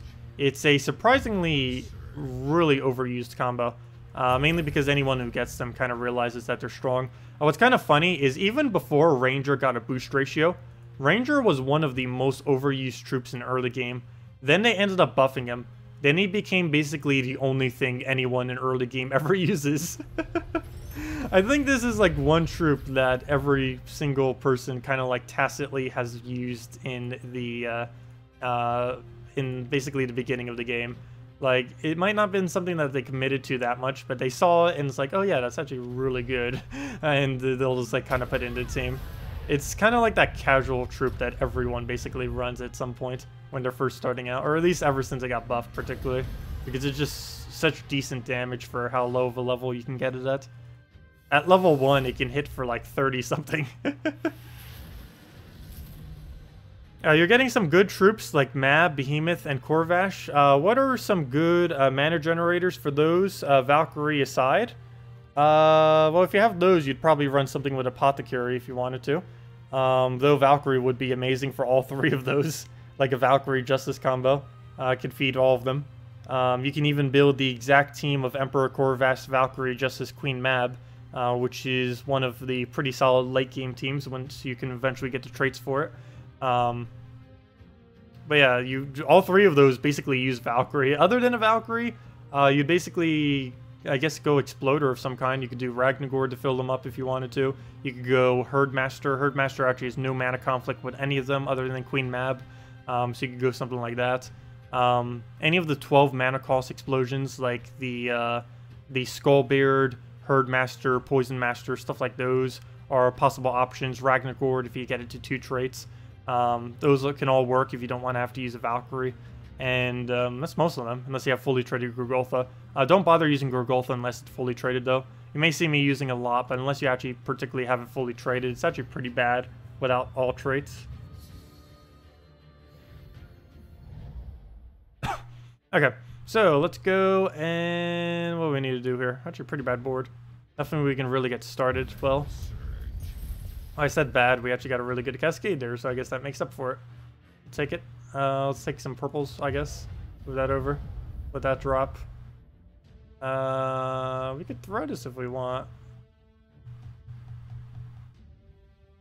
Yeah, we'll throw it. Why not? That gets us to full mana. I feel like this thing doesn't even exist. I feel like all of our mana just goes straight into our Ranger. Have we even casted him once? I don't think I have. We've basically just been meat shielding our hero, which I tend to do a lot when I make new accounts. I could have just killed him with... Oh, never mind. Both of them kill. I keep forgetting how much damage Ranger can do. Keep underestimating that. A lot of damage. All undead in early game could work. Problem is, a good majority of the key undead troops are higher rarity. That would kind of put undead teams together. And we don't have a single one of them that are used for that purpose. I feel like we can end up making something pretty decent in the future out of Werewolf. It's about one of the best rarity cards we really have right now. We do have Vinoxia. The only problem is there's like 2 teams in the entire game that Vinoxia gets used in, and we don't have any of the other troops that really get used with it. What do we do here? Let's throw a Ranger. That'll just easily kill it out. And down it goes. Nothing like a nice Ranger Rock Spirit combo to tear apart early game. And look at that. There we go. Level 25. And what does this mean? We can now unlock every single kingdom that we choose to want to unlock. Which essentially means we have unlocked every banner in the game. As you can see, every single one of the kingdoms now has turned to blue. And we are able to unlock them. And we should have the money for it. Let's see. 1, 2, 3, 4, 5, 6, 7, 8... 9, 10, 11, 12. Did I count that one? 13. We would need 52,000 gold. Hopefully my gold keys will give it to me. Okay, I guess we'll do like 1 or 2 more battles then. because I do need to make sure I have just a little bit more gold. So we'll do like 2 more battles. New code maybe? Oh, I already gave the second code. I don't know if the one below is working, but I only have 1 more code even in my possession right now, and I'm saving it for tomorrow. But yeah, we did give out 2 today. The one below is the second one. I don't know if it's still active or not. I definitely make sure to check it if it is. But yeah, we'll make this the last battle. This should bring it up to enough gold that we should be able to buy the last kingdom that we need. And that will allow us now to buy every single kingdom that's currently in the game. Which we'll do for the video. Okay, we'll go throw that down over there where there's less brown, just so we can get the extra thing going. Throw this down over here. Gives a better chance that we'd actually be able to land it, and down it goes. And we get double gold for that because it was revenge, and that's basically the last little bit of gold that we needed. And whatever we don't have, the gold keys will basically cover when we open them during the video. So there we go, because I believe we only need 52,000 gold. And that will be enough to buy the last of the kingdoms. There we go, perfect. Trolls with Forest Guardian or Inferno King, any good? Trolls with Forest Guardian. No, I wouldn't really bother with Trolls with Forest Guardian. Troll with Inferno King would probably work a bit better. Though if I'm not mistaken, there isn't any troll that doubles red. But there is a troll that could double the yellow and the purple. You'd probably end up using Dark Troll, because you can feed... you could throw Dark Troll into Inferno King, then you can feed Inferno King's red into the Dark Troll, and then loop that way. Oh, is the code used up? Oh no, well we'll have another code tomorrow then. And that'll be our last code, until I can get more from the devs. When using the summoning stones in Soulforge, can you summon any troop at all? Example, Mythics. A summoning stone, from my understanding, I actually haven't bothered opening one yet. Well, we probably will start doing that on this account, because we'll be needing them. But to my understanding, basically what a summoning stone is it will give you 1 random troop of that color, of ultra rare or higher. Can it be a mythic? Yes. Will it be a mythic? Almost guarantee no. But it's essentially a gem key. Except it's a gem key that will only hit on that particular color. So if it's a yellow stone thingy, it will summon a random yellow troop. It might summon a yellow-green troop or a yellow-green-brown, like a famine, who knows? But it's going to summon something with yellow of ultra rare or higher. The chance of it summoning a mythic, I assume, is the same rate as a gem key, which would only be around a 0.1%. About 500 of them would give you a chance of a mythic, is the bottom line. So obviously you would have to open a lot of them to really even have a chance of getting a mythic. But it's possible. Will it become a mythic? Most likely not, but it is technically possible. Anyways, guys, I'm going to be heading off for now. Is there any other questions before we head out? Otherwise, we'll be back tonight at 8 p.m. Eastern Standard Time, which is 6 hours from now, to go do the Guild War battles and the dungeon. We'll go cover the mythic weapon and hopefully another episode of our Let's Play account, since it now has a decent amount more progress. Still quite a bit more I need to get done. Main next thing we really need to get done is start going into Blighted Lands and Drifting Sands, kill through those kingdoms, and go unlock the Soulforge and dungeon so we can actually start doing that content. We'll make sure to mention that in the video too, and we'll open up our keys, what we get from those, which the guild will give a bit more. Maybe eventually get to a better guild, stuff like that. Anyways, guys, thank you all so much for coming down. Let's see. Did I miss anything else? Oh, when you ask for new codes, can you ask for... actually, there are more usage, William. They told me not to say the exact amount of uses, but from my understanding, they're actually higher than both the numbers you just mentioned. I cannot say the exact number, but I'll say higher. But yeah, they did end up increasing them beyond both the numbers you said. So yeah, they're just getting used up that quick. It's not that there are not that many uses. I really wish they would make them timered eventually, but they're currently not. Anyways, thank you everyone for coming down. We'll be back in about 6 hours or so for the Guild Wars and everything. I hope you all have a wonderful day. Hope you all have a wonderful weekend. And I'll see you all later. Let's see, one more question was there? Is War and Peace the only legendary weapon from quest lines? No. You also get there's only 2 weapons you ever get from quest lines directly. You also get them from hero classes and stuff. But from the quest line directly, you can only get it from Kazale.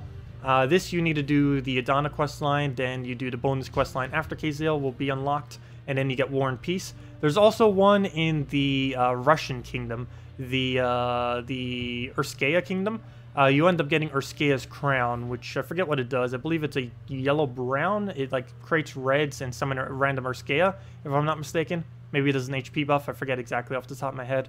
But that also is given out in the questline. Those are the only 2 in the game.